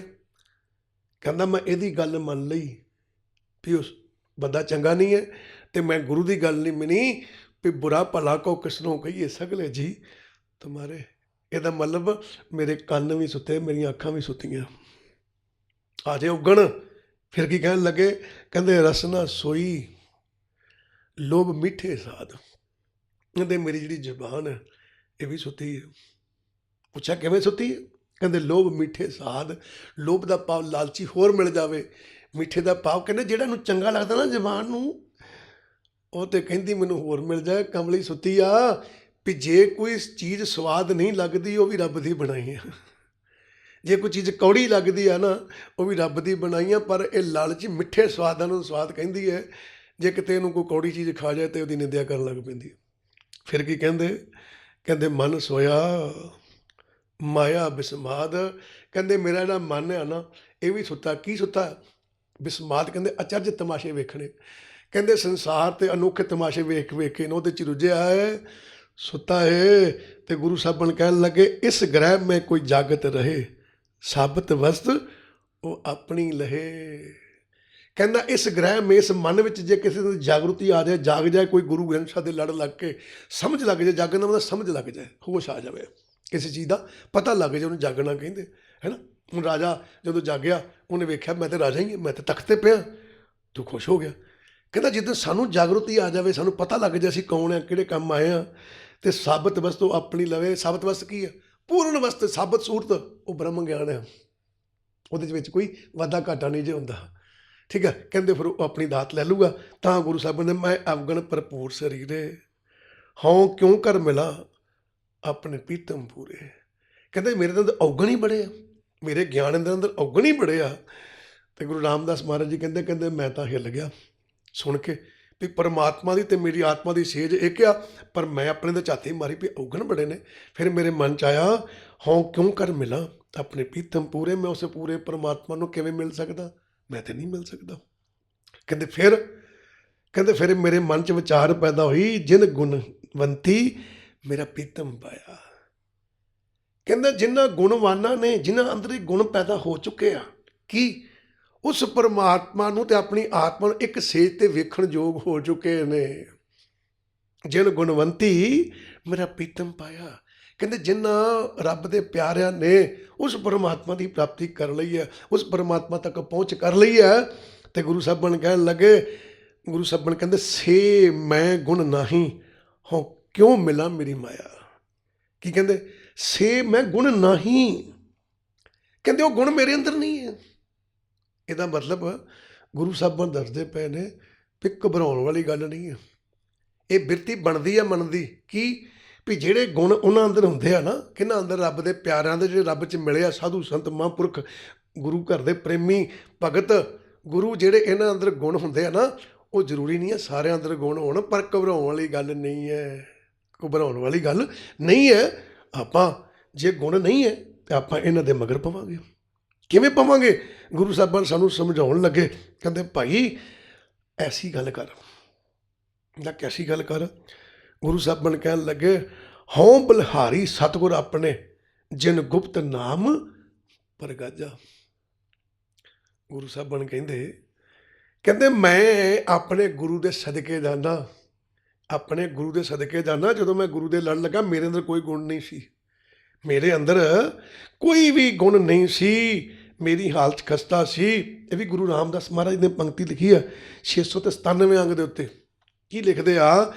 ਕਹਿਣ ਲੱਗੇ ਹਉ ਬਲਿਹਾਰੀ ਸਤਿਗੁਰ ਆਪਣੇ, ਜਿਨ ਗੁਪਤ ਨਾਮ ਪ੍ਰਗਾਜਾ। ਕਹਿਣ ਲੱਗੇ, ਕਹਿੰਦੇ ਮੈਂ ਉਸ ਆਪਣੇ ਗੁਰੂ ਦੇ ਬਲਿਹਾਰ ਜਾਣਾ, ਸਦਕੇ ਜਾਣਾ, ਜਿਹਨੇ ਕਿਰਪਾ ਕਰਕੇ ਆਪਣੇ ਚਰਨਾਂ ਨਾਲ ਜੋੜ ਕੇ ਮੈਨੂੰ ਸ਼ਬਦ ਦੀ ਦਾਤ ਦਿੱਤੀ। ਤੇ ਸ਼ਬਦ ਦੀ ਦਾਤ ਦੇ ਕੇ ਕੀ ਕੀਤਾ? ਜਿਨ ਗੁਪਤ ਨਾਮ, ਕਹਿੰਦੇ ਜਿਹੜਾ ਮੇਰੇ ਨਾਮ ਅੰਦਰ ਗੁਪਤ ਹੈ, ਮੇਰੇ ਅੰਦਰ ਪ੍ਰਕਾਸ਼ ਗੁਪਤ ਹੈ ਨਾ, ਪ੍ਰਗਾਜਾ ਕਹਿੰਦੇ ਪ੍ਰਗਟ ਕਰ ਦੇਣਾ। ਕਹਿੰਦੇ ਜਿਸ ਗੁਰੂ ਨੇ ਮੈਨੂੰ ਨਾਮ ਦੀ ਦਾਤ ਦੇ ਕੇ ਉੱਤੋਂ ਦੀ ਪਾਣੀ ਪਾ ਕੇ, ਹੁਣ ਆਪਾਂ ਕੀ ਕਹਿੰਦੇ, ਆਪਣਾ ਨਲਕੇ ਦਾ ਜਦੋਂ ਬੋਰ ਕਰਦੇ ਉੱਪਰ ਦੀ ਪਾਣੀ ਪਾਈਦਾ, ਉਸ ਵੇਲੇ ਅਸੀਂ ਗੁਆਂਢੀਆਂ ਦੇ ਨਲਕੇ ਤੋਂ ਪਾਣੀ ਲੈ ਕੇ ਆਉਂਦੇ, ਜਦੋਂ ਨਲਕਾ ਚੱਲਦਾ ਤਾਂ ਪਾਣੀ ਲੈ ਕੇ ਆਉਂਦੇ। ਗੁਆਂਢੀਆਂ ਦੇ ਘਰ ਗਏ, ਉਹਨਾਂ ਕੋਲ ਪਾਣੀ ਲਿਆ, ਬਾਲਟੀਆਂ 4-5 ਭਰ ਕੇ ਲਿਆਂਦੀਆਂ, ਉੱਤੋਂ ਦੀ ਪਾਈਆਂ। ਜਦੋਂ ਆਪਣਾ ਨਲਕਾ ਚੱਲ ਪਿਆ ਤਾਂ ਆਪਾਂ ਧੰਨਵਾਦ ਕਰਨ ਚਾਹੀਦਾ ਵੀ ਭਾਈ ਸਾਹਿਬ ਤੁਹਾਡੀ ਬੜੀ ਬੜੀ ਮਿਹਰਬਾਨੀ, ਜਿੰਨਾ ਚਿਰ ਸਾਡਾ ਨਲਕਾ ਚੱਲਿਆ ਨਹੀਂ ਤੁਸੀਂ ਸਾਨੂੰ ਪਾਣੀ ਦਿੰਦੇ ਰਹੇ, ਅੱਜ ਤੁਸੀਂ ਪਾਣੀ ਵੱਧ ਦਿੱਤਾ ਤਾਂ ਕਿ ਅਸੀਂ ਨਲਕੇ 'ਚ ਪਾ ਕੇ ਸਾਡਾ ਨਲਕਾ ਚੱਲ ਪਿਆ। ਤੇ ਗੁਰੂ ਰਾਮਦਾਸ ਮਹਾਰਾਜ ਜੀ ਕਹਿੰਦੇ ਵੀ ਮੈਂ ਗੁਰੂ ਦੇ ਸਦਕੇ ਜਾਣਾ, ਜਿਹਨੇ ਮੈਨੂੰ ਪਾਣੀ ਰੂਪੀ ਸ਼ਬਦ ਦਿੱਤਾ, ਮੈਂ ਉੱਪਰ ਦੀ ਪਾਇਆ ਤੇ ਮੇਰਾ ਅੰਦਰਲਾ ਸ਼ਬਦ ਉਜਾਗਰ ਹੋ ਗਿਆ, ਜਿਹੜਾ ਗੁਪਤ ਸੀ ਉਹ ਪ੍ਰਗਟ ਕਰਤਾ। ਮੈਂ ਗੁਰੂ ਦੇ ਸਦਕੇ ਜਾਣਾ, ਮੈਂ ਇਹਦੇ ਬਲਿਹਾਰ ਜਾਣਾ, ਜਿਹਨੇ ਬੜੀ ਵੱਡੀ ਕਿਰਪਾ ਕੀਤੀ ਹੈ। ਹੁਣ ਦੇਖੋ ਨਾ, ਬੋਰ ਤੁਸੀਂ ਕਰ ਲਿਆ, ਪਾਈਪ ਤੁਸੀਂ ਵਗਾਤੇ, ਪਰ ਉੱਪਰ ਦੀ ਪਾਉਣ ਲਈ ਪਾਣੀ ਨਹੀਂ, ਕਿੱਥੋਂ ਚਲਾ ਲਓਗੇ? ਜਿੰਨੀਆਂ ਮਰਜ਼ੀ ਬੋਕੀਆਂ ਮਾਰੀ ਜੋ ਮਰਜ਼ੀ ਕਰੀ, ਪਾਣੀ ਨਹੀਂ ਆਉਣਾ। ਤੇ ਗੁਰੂ ਸਾਹਿਬਾਨ ਨੂੰ ਸਮਝਾਉਣ ਲੱਗੇ, ਕਹਿਣ ਲੱਗੇ ਭਾਈ ਸ਼ਬਦ ਸਾਰਿਆਂ ਅੰਦਰ ਆ, ਨਾਮ ਸਾਰਿਆਂ ਅੰਦਰ ਆ, ਪਰ ਧਿਆਨ ਦੇਣਾ ਉਜਾਗਰ ਕਰਨ ਲਈ, ਇਹਨੂੰ ਗੁਪਤ ਨੂੰ ਪ੍ਰਗਟ ਕਰਨ ਲਈ ਗੁਰੂ ਦੇ ਕੋਲੋਂ ਸ਼ਬਦ ਦਾਤ ਲੈਣੀ ਪੈਂਦੀ ਆ। ਤੇ ਫਿਰ ਉਹ ਸ਼ਬਦ ਦਾ ਉਚਾਰਨ ਕਰਨਾ ਪੈਂਦਾ, ਉਹ ਉੱਪਰ ਦੀ ਪਾਉਣਾ ਪੈਂਦਾ, ਤਾਂ ਜਾ ਕੇ ਅੰਦਰਲਾ ਸ਼ਬਦ ਉਜਾਗਰ ਹੁੰਦਾ, ਵਰਨਾ ਨਹੀਂ ਹੁੰਦਾ। ਇਹ ਬੜਾ ਵੱਡਾ ਭੁਲੇਖਾ ਸਾਡੇ ਵਿੱਚ। ਅਸੀਂ ਕਹਿੰਦੇ ਉਹ ਕੋਈ ਗੱਲ ਨਹੀਂ, ਫਿਰ ਕੀ ਆ। ਹੁਣ ਧਿਆਨ ਦੇਣਾ, ਗੁਰੂ ਸਾਹਿਬਾਨ ਕਹਿਣ ਲੱਗੇ ਸੇ ਮੈਂ ਗੁਣ ਨਾਹੀਂ ਕਿਉਂ ਮਿਲਾਂ ਮੇਰੀ ਮਾਇਆ। ਮਾਇਆ ਕਿਹੜੀ? ਸੰਸਾਰ। ਆਪਾਂ ਕਹਿੰਦੇ ਹੇ ਮੇਰੀ ਮਾਂ, ਕੌਣ ਮਾਂ? ਉਹ ਗੁਰੂ ਰੂਪ ਪਿਆਰੀ ਸਾਧ ਸੰਗਤ ਜੀਓ, ਇੱਥੇ ਮਾਇਆ ਲਿਖਿਆ। ਗੁਰੂ ਰਾਮਦਾਸ ਮਹਾਰਾਜ ਜੀ ਕਹਿੰਦੇ ਆ ਸਰੀਰ ਵੀ ਮਾਇਆ, ਜਿਹੜੀ ਚੀਜ਼ ਨਾਸ਼ ਹੋ ਜਾਣੀ ਉਹ ਮਾਇਆ ਹੈ। ਕਹਿੰਦੇ ਸਰੀਰ ਵੀ ਨਾਸ਼ਵਾਨ ਹੈ, ਮਾਇਆ ਹੈ। ਆ ਸੰਸਾਰ ਵੀ ਪੂਰਾ ਨਾਸ਼ਵਾਨ ਹੈ, ਮਾਇਆ ਹੈ। ਕਹਿੰਦੇ ਮੈਂ ਇਸ ਨਾਸ਼ਵਾਨ ਦੇ ਵਿੱਚ ਬੈਠਿਆ ਕਿਹਾ ਵੀ ਦੇਖ, ਜਿਹੜੇ ਗੁਣ ਉਹਨਾਂ ਅੰਦਰ ਆ, ਗੁਰੂ ਸਾਹਿਬਾਂ ਦੇ ਅੰਦਰ ਆ, ਰੱਬ ਦੇ ਪਿਆਰਿਆਂ ਅੰਦਰ ਆ, ਮਹਾਂਪੁਰਖਾਂ ਅੰਦਰ ਆ, ਕਹਿੰਦੇ ਉਹ ਗੁਣ ਮੇਰੇ ਕੋਲ ਨਹੀਂ ਹੈ, ਉਹ ਗੁਣ ਮੇਰੇ ਅੰਦਰ ਨਹੀਂ ਹੈ। ਹੈ ਤੇ ਦੱਸ ਮੇਰੀ ਮਾਂ, ਇਹਦਾ ਮਤਲਬ ਦੱਸ ਮੇਰੇ ਸਰੀਰ, ਦੱਸ ਸ੍ਰਿਸ਼ਟੀ, ਵੀ ਤੇਰੇ ਵਿੱਚ ਫਸਿਆ ਹੋਇਆ ਜਦੋਂ ਮੇਰੇ ਕੋਲ ਗੁਣ ਹੀ ਨਹੀਂ ਹੈ, ਤੇ ਮੈਂ ਉਸ ਪਿਆਰੇ ਪ੍ਰੀਤਮ ਨੂੰ ਕਿਵੇਂ ਮਿਲਾਂਗਾ? ਕਿਹੜੇ ਨੂੰ? ਜਿਹਦੀ ਤੇ ਮੇਰੀ ਸੇਜ ਵੇਖਿਆ, ਜਿਹਦਾ ਤੇ ਮੇਰਾ ਰੂਪ ਵੇਖਿਆ। ਦੱਸ ਮੈਂ ਉਹਨੂੰ ਕਿਵੇਂ ਮਿਲਾਂ। ਦੇਖੋ ਕਿੱਡਾ ਵੱਡਾ ਪਛਤਾਵਾ ਆ, ਜੇ ਧਿਆਨ ਨਾਲ ਦੇਖੀਏ ਨਾ ਤੇ ਬੜੀ ਵੱਡੀ ਗੱਲ ਕਹੀ ਗੁਰੂ ਸਾਹਿਬਾਂ ਨੇ। ਫਿਰ ਗੁਰੂ ਸਾਹਿਬਾਂ ਨੂੰ ਪਤਾ ਕਹਿੰਦੇ, ਫਿਰ ਗੁਰੂ ਸਾਹਿਬਾਂ ਨੂੰ ਕਹਿਣ ਲੱਗੇ ਬੜੇ ਪਿਆਰ ਦੇ ਨਾਲ, ਕਹਿਣ ਲੱਗੇ ਹਉ ਕਰ ਕਰ ਥਾਕਾਂ ਉਪਾਵ ਬਹੁ ਤੇਰੇ। ਹਉ ਕਰ ਕਰ ਥਾਕਾਂ ਉਪਾਵ ਬਹੁ ਤੇਰੇ। ਕਹਿਣ ਲੱਗੇ ਬਹੁਤ ਤੇਰੇ ਦਾ ਮਤਲਬ ਬਹੁਤ ਜ਼ਿਆਦਾ, ਉਪਾਵ ਦਾ ਪਾਪ ਉਪਾਏ ਕਰਨਾ। ਗੁਰੂ ਰਾਮਦਾਸ ਮਹਾਰਾਜ ਜੀ ਕਹਿੰਦੇ, ਕਹਿੰਦੇ ਮੈਂ ਬੜੇ ਉਪਾਵ ਕਰ ਕਰਕੇ ਥੱਕ ਗਿਆ। ਕਹਿੰਦਾ ਭਾਵ ਬੜੇ ਕਰਮ ਕਾਂਡ ਕਰਕੇ ਥੱਕ ਗਿਆ, ਬੜੇ ਤੀਰਥਾਂ ਤੇ ਯਾਤਰਾ ਕਰ ਕਰਕੇ ਸੇਵਾ ਕਰ ਕਰਕੇ ਥੱਕ ਗਿਆ। ਬੜਾ ਕੁਝ ਕੀਤਾ, ਜਿਹਨੇ ਮੈਨੂੰ ਜੋ ਕਿਹਾ ਮੈਂ ਕੀਤਾ, ਪਰ ਉਸ ਅਵਸਥਾ ਤੇ ਨਹੀਂ ਪਹੁੰਚਿਆ। ਉਹ ਗੁਣ ਪੈਦਾ ਨਹੀਂ ਹੋਇਆ, ਜਿਹੜਾ ਗੁਣ ਗੁਰੂ ਜੀ ਦੇ ਅੰਦਰ ਹੈ, ਜਿਹੜਾ ਗੁਰੂ ਰੱਬ ਦੇ ਪਿਆਰਿਆਂ ਅੰਦਰ ਗੁਣ ਹੈ, ਉਹ ਪੈਦਾ ਨਹੀਂ ਹੋਇਆ। ਦੇਖੋ ਵਿਚਾਰ ਕਰਨਾ ਜਰਾ, ਗੁਰੂ ਘਰ ਜਾਣਾ, ਸੇਵਾ ਕਰਨੀ, ਤੀਰਥ ਯਾਤਰਾ ਤੇ ਜਾਣਾ ਕੀ ਹੈ? ਇਹ ਨਹੀਂ ਕਿ ਤੀਰਥ ਯਾਤਰਾ ਤੇ ਜਾਣਾ ਨਹੀਂ ਹੈ, ਇਹ ਨਹੀਂ ਕਿ ਗੁਰੂ ਘਰ ਜਾ ਕੇ ਸੇਵਾ ਨਹੀਂ ਕਰਨੀ, ਕਰੋ, ਪਰ ਵਿਚਾਰੋ ਇਹਦਾ ਮਤਲਬ ਕੀ ਸੀ। ਅਸਲ ਜਿਹਦਾ ਮਤਲਬ ਸੀ ਵੀ ਜਦੋਂ ਬੱਚਾ ਪੈਦਾ ਹੋਇਆ ਨਾ, ਛੋਟਾ ਜਿਹਾ ਬੱਚਾ ਜਦੋਂ ਪੈਦਾ ਹੋਇਆ ਤੇ ਆਪਾਂ ਨੂੰ ਕੱਪੜੇ ਪਾਉਂਦੇ, ਕੱਪੜੇ ਪਾਉਂਦੇ, ਪਰ ਜਦੋਂ ਆਪਾਂ ਕੱਪੜੇ ਪਾਉਂਦੇ ਬੜੇ ਛੋਟੇ ਛੋਟੇ ਜਿਹੇ ਹੁੰਦੇ। 2 ਮਹੀਨਿਆਂ ਦਾ ਬੱਚਾ ਹੋ ਗਿਆ ਤਾਂ ਕੱਪੜੇ ਨਹੀਂ ਆਉਂਦੇ। ਜਿਹੜੇ ਆਪਾਂ ਪਹਿਲੇ ਦਿਨ ਬੱਚੇ ਨੂੰ ਕੱਪੜੇ ਪਾਏ ਸੀ ਨਾ, ਉਹ 2-3 ਮਹੀਨਿਆਂ ਬਾਅਦ ਬੱਚੇ ਨੂੰ ਕੱਪੜੇ ਨਹੀਂ ਆਉਂਦੇ। ਹੁਣ ਹੋਇਆ ਕੀ ਕਿ ਕੋਈ ਔਰਤ ਵਿਚਾਰੀ ਪਹਿਲਾ ਬੱਚਾ ਸੀਗਾ ਉਹੀ ਪਾਉਂਦੀ ਰਹੀ। ਹੁਣ ਗਾਂ ਸਿਆਲ ਆ ਗਿਆ, ਉਹ ਕੱਪੜੇ ਉਹੀ ਪਾ ਕੇ ਰੱਖੇ, ਉੱਤੋਂ ਦੀ ਸਵੈਟਰ ਕੋਟੀ ਪਾ ਦਿਓ, ਕੱਪੜੇ ਟਾਈਟ ਸੀ ਕਿ ਬੱਚਾ ਰੋਣੋਂ ਨਾ ਹਟੇ। ਬੱਚਾ ਰੋਣੋਂ ਨਾ ਹਟੇ, ਹਸਪਤਾਲ ਲੈ ਕੇ ਗਏ ਡਾਕਟਰ ਸਾਹਿਬ ਦੇ ਕੋਲ। ਡਾਕਟਰ ਸਾਹਿਬ ਨੇ ਕਹਿਣ ਲੱਗੇ ਬੱਚਾ ਰੋਣੋਂ ਨਹੀਂ ਹਟਦਾ, ਰੋਂਦਾ ਹੀ ਰਹਿੰਦਾ, ਦੁੱਧ ਵੀ ਪੀ ਲੈਂਦਾ ਸਭ ਕੁਝ, ਪਰ ਰੋਣੋਂ ਨਹੀਂ ਹਟਦਾ। ਡਾਕਟਰ ਸਾਹਿਬ ਤਜਰਬਾ, ਡਾਕਟਰ ਸਾਹਿਬ ਕੀ ਕਹਿੰਦੇ, ਕਹਿਣ ਲੱਗੇ ਤੁਸੀਂ ਪਰਾਂ ਹੋ ਜਾਓ, ਇਹਨੂੰ ਲਿਟਾ ਦਿਓ ਇੱਥੇ। ਲਿਟਾਤਾ। ਡਾਕਟਰ ਸਾਹਿਬ ਕਹਿਣ ਲੱਗੇ, ਕਹਿੰਦੇ ਬੀਬੀ ਇੱਕ ਕੰਮ ਕਰ, ਇਹਦੇ ਕੱਪੜੇ ਲਾ ਦੇ ਬੱਚੇ ਦੇ। ਡਾਕਟਰ ਠੰਡ ਬੜੀ ਹੈ, ਕਹਿੰਦੇ ਕੋਈ ਗੱਲ ਨਹੀਂ, ਮੈਂ ਡਾਕਟਰ ਹਾਂ, ਤੂੰ ਚਿੰਤਾ ਨਾ ਕਰ, ਕੱਪੜੇ ਲਾ ਦੇ। ਉਹ ਕੱਪੜੇ ਲਾਉਣ ਲੱਗੀ, ਬੱਚੇ ਦੇ ਸਾਰੇ ਕੱਪੜੇ ਲਾ ਦਿੱਤੇ, ਬੱਚਾ ਖੇਡਣ ਲੱਗ ਪਿਆ। ਕਹਿੰਦੀ ਡਾਕਟਰ ਸਾਹਿਬ ਆ ਕੀ, ਬੱਚਾ ਖੇਡਣ ਲੱਗ ਪਿਆ। ਕਹਿੰਦੇ ਭੈਣ ਤੂੰ ਕੱਪੜੇ ਪਾਏ ਜਿਹੜੇ ਬੱਚੇ ਨੂੰ ਪਹਿਲੇ ਦਿਨ ਪਾਏ ਸੀ। ਕਹਿੰਦੀ ਆਹੋ, ਤੇ ਅਜੇ ਕਿਹੜਾ ਵੱਡਾ ਹੋ ਗਿਆ। ਕਹਿੰਦੇ ਬੀਬੀ ਉਹ ਕੱਪੜੇ ਟਾਈਟ ਹੋ ਗਏ, ਵੱਡਾ ਹੋ ਰਿਹਾ, ਉਹ 3-4-5 ਮਹੀਨੇ ਦਾ ਹੋ ਗਿਆ। ਕਹਿੰਦੀ ਹਾਂ। ਕਹਿੰਦੇ ਉਹ ਕੱਪੜੇ ਟਾਈਟ ਹੋ ਗਏ, ਹੁਣ ਇਹ ਕੱਪੜੇ ਨਹੀਂ ਆਉਣੇ, ਇਹਨੂੰ ਇਹ ਲਾ ਦੇ, ਇਹਦੇ ਕੰਮ ਦੇ ਨਹੀਂ। ਹੁਣ ਇਹ ਰੱਖ ਲਾ, ਜਿਹੜਾ ਅਗਲਾ ਬੱਚਾ ਹੋਊਗਾ ਉਹਨੂੰ ਪਾ ਲਈ, ਪਰ ਇਹਨੂੰ ਬੱਚੇ ਨਵੇਂ ਕੱਪੜੇ ਨਾ ਪਾ, ਇਹਦੇ ਹੁਣ ਕੱਪੜੇ ਵੱਡੇ ਪਾ। ਗੁਰੂ ਸਾਹਿਬਾਨ ਕਹਿਣ ਲੱਗੇ, ਕਹਿੰਦੇ ਗੁਰੂ ਨਾਲ ਜੋੜਨ ਲਈ, ਗੁਰੂ ਦੇ ਚਰਨਾਂ ਨਾਲ ਜੁੜਨ ਲਈ ਤੀਰਥ ਯਾਤਰਾ 'ਤੇ ਜਾਣਾ, ਇਸ਼ਨਾਨ ਕਰਨਾ, ਠੀਕ ਆ, ਕਰਮ ਕਾਂਡ ਕਰਨਾ ਜ਼ਰੂਰੀ ਸੀ। ਇਹ ਕੱਪੜੇ ਉਹ ਸੀ ਛੋਟੇ, ਅਤੇ ਸੋਚਿਆ ਸੀ ਜਿਵੇਂ ਜਿਵੇਂ ਤੁਹਾਡੀ ਮੱਤ ਵੱਡੀ ਹੋਊਗੀ ਉਵੇਂ ਉਵੇਂ ਵੱਡੇ ਕੱਪੜੇ ਪਾ ਲਓਗੇ, ਮੱਤ ਵੱਡੀ ਹੋਊਗੀ, ਸ਼ਬਦ ਨਾਲ ਜੁੜ ਜਾਓਗੇ। ਪਰ ਕਹਿੰਦੇ ਦੁੱਖ ਵਾਲੀ ਗੱਲ ਆ ਕਿ ਬੱਚੇ ਨੇ ਕੱਪੜੇ ਉਹੀ ਪਾਏ, ਬੱਚਾ ਰੋਣ ਰਿਹਾ ਹੈ, ਅਸੀਂ ਵੀ ਕਰਮ ਕਾਂਡਾਂ ਤੱਕ ਹੀ ਬੈਠੇ, ਤਾਂ ਵੀ ਅਸੀਂ ਵੀ ਰੋਣ ਰਹੇ ਹਾਂ, ਤਾਈਆਂ ਰੋਣ ਰਹੇ ਹਾਂ, ਤਾਈਆਂ ਅਸੀਂ ਦੁਖੀ ਹਾਂ, ਕਿਉਂਕਿ ਅਸੀਂ ਗੁਰੂ ਗ੍ਰੰਥ ਸਾਹਿਬ ਦੀ ਗੱਲ ਨਹੀਂ ਮੰਨਦੇ, ਅਸੀਂ ਕੱਪੜੇ ਨਹੀਂ ਬਦਲੇ।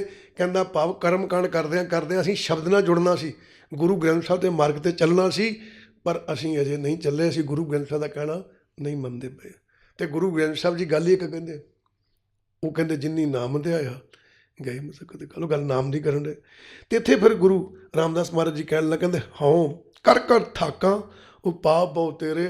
ਕਹਿੰਦੇ ਬੜੇ ਕਰਮ ਕਾਂਡ ਕੀਤੇ ਆ ਇਹ ਅਕਾਲ ਪੁਰਖ, ਪਰ ਮੈਂ ਥੱਕ ਗਿਆ, ਮੇਰੇ ਅੰਦਰ ਉਹ ਗੁਣ ਪੈਦਾ ਨਹੀਂ ਜੇ ਹੋ ਰਿਹਾ। ਕਿਹੜਾ?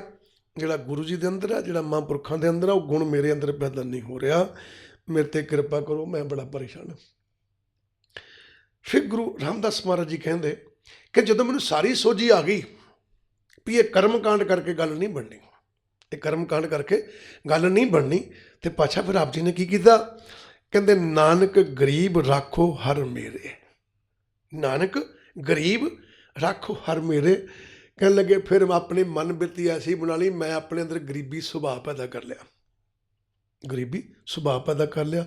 ਨਾਮ ਬੀਜ ਸੰਤੋਖ ਸੁਹਾਗਾ, ਰੱਖ ਗਰੀਬੀ ਵੇਸ। ਗਰੀਬੀ ਵੇਸ ਕੀ ਹੈ? ਗਰੀਬੀ ਵੇਸ ਕੀ ਹੈ? ਧਿਆਨ ਦੇਣਾ, ਗਰੀਬੀ ਵੇਸ ਕਿਹੜਾ? ਗਰੀਬ ਕੌਣ ਆ? ਕਿਸੇ ਦਾ ਬੂਹਾ ਖੜਕਾਉਂਦਾ ਗਰੀਬ ਆਦਮੀ ਵਿਚਾਰਾ ਮੰਗਣ ਗਿਆ, ਬੂਹਾ ਖੜਕਾਇਆ, ਅੰਦਰੋਂ ਕੋਈ ਨਿਕਲਿਆ, ਉਹਨੇ ਰੁਪਈਏ 10 ਦਿੱਤੇ, ਅਤੇ ਪਿੱਛੋਂ ਕੋਈ ਹੋਰ ਸੱਜਣ ਆ ਗਿਆ ਅਤੇ ਉਹਨੂੰ ਕਹਿੰਦਾ ਕਿੰਨੇ ਪੈਸੇ ਦਿੱਤੇ ਇਹਨਾਂ ਨੇ? ਕਹਿੰਦਾ 10 ਰੁਪਈਏ।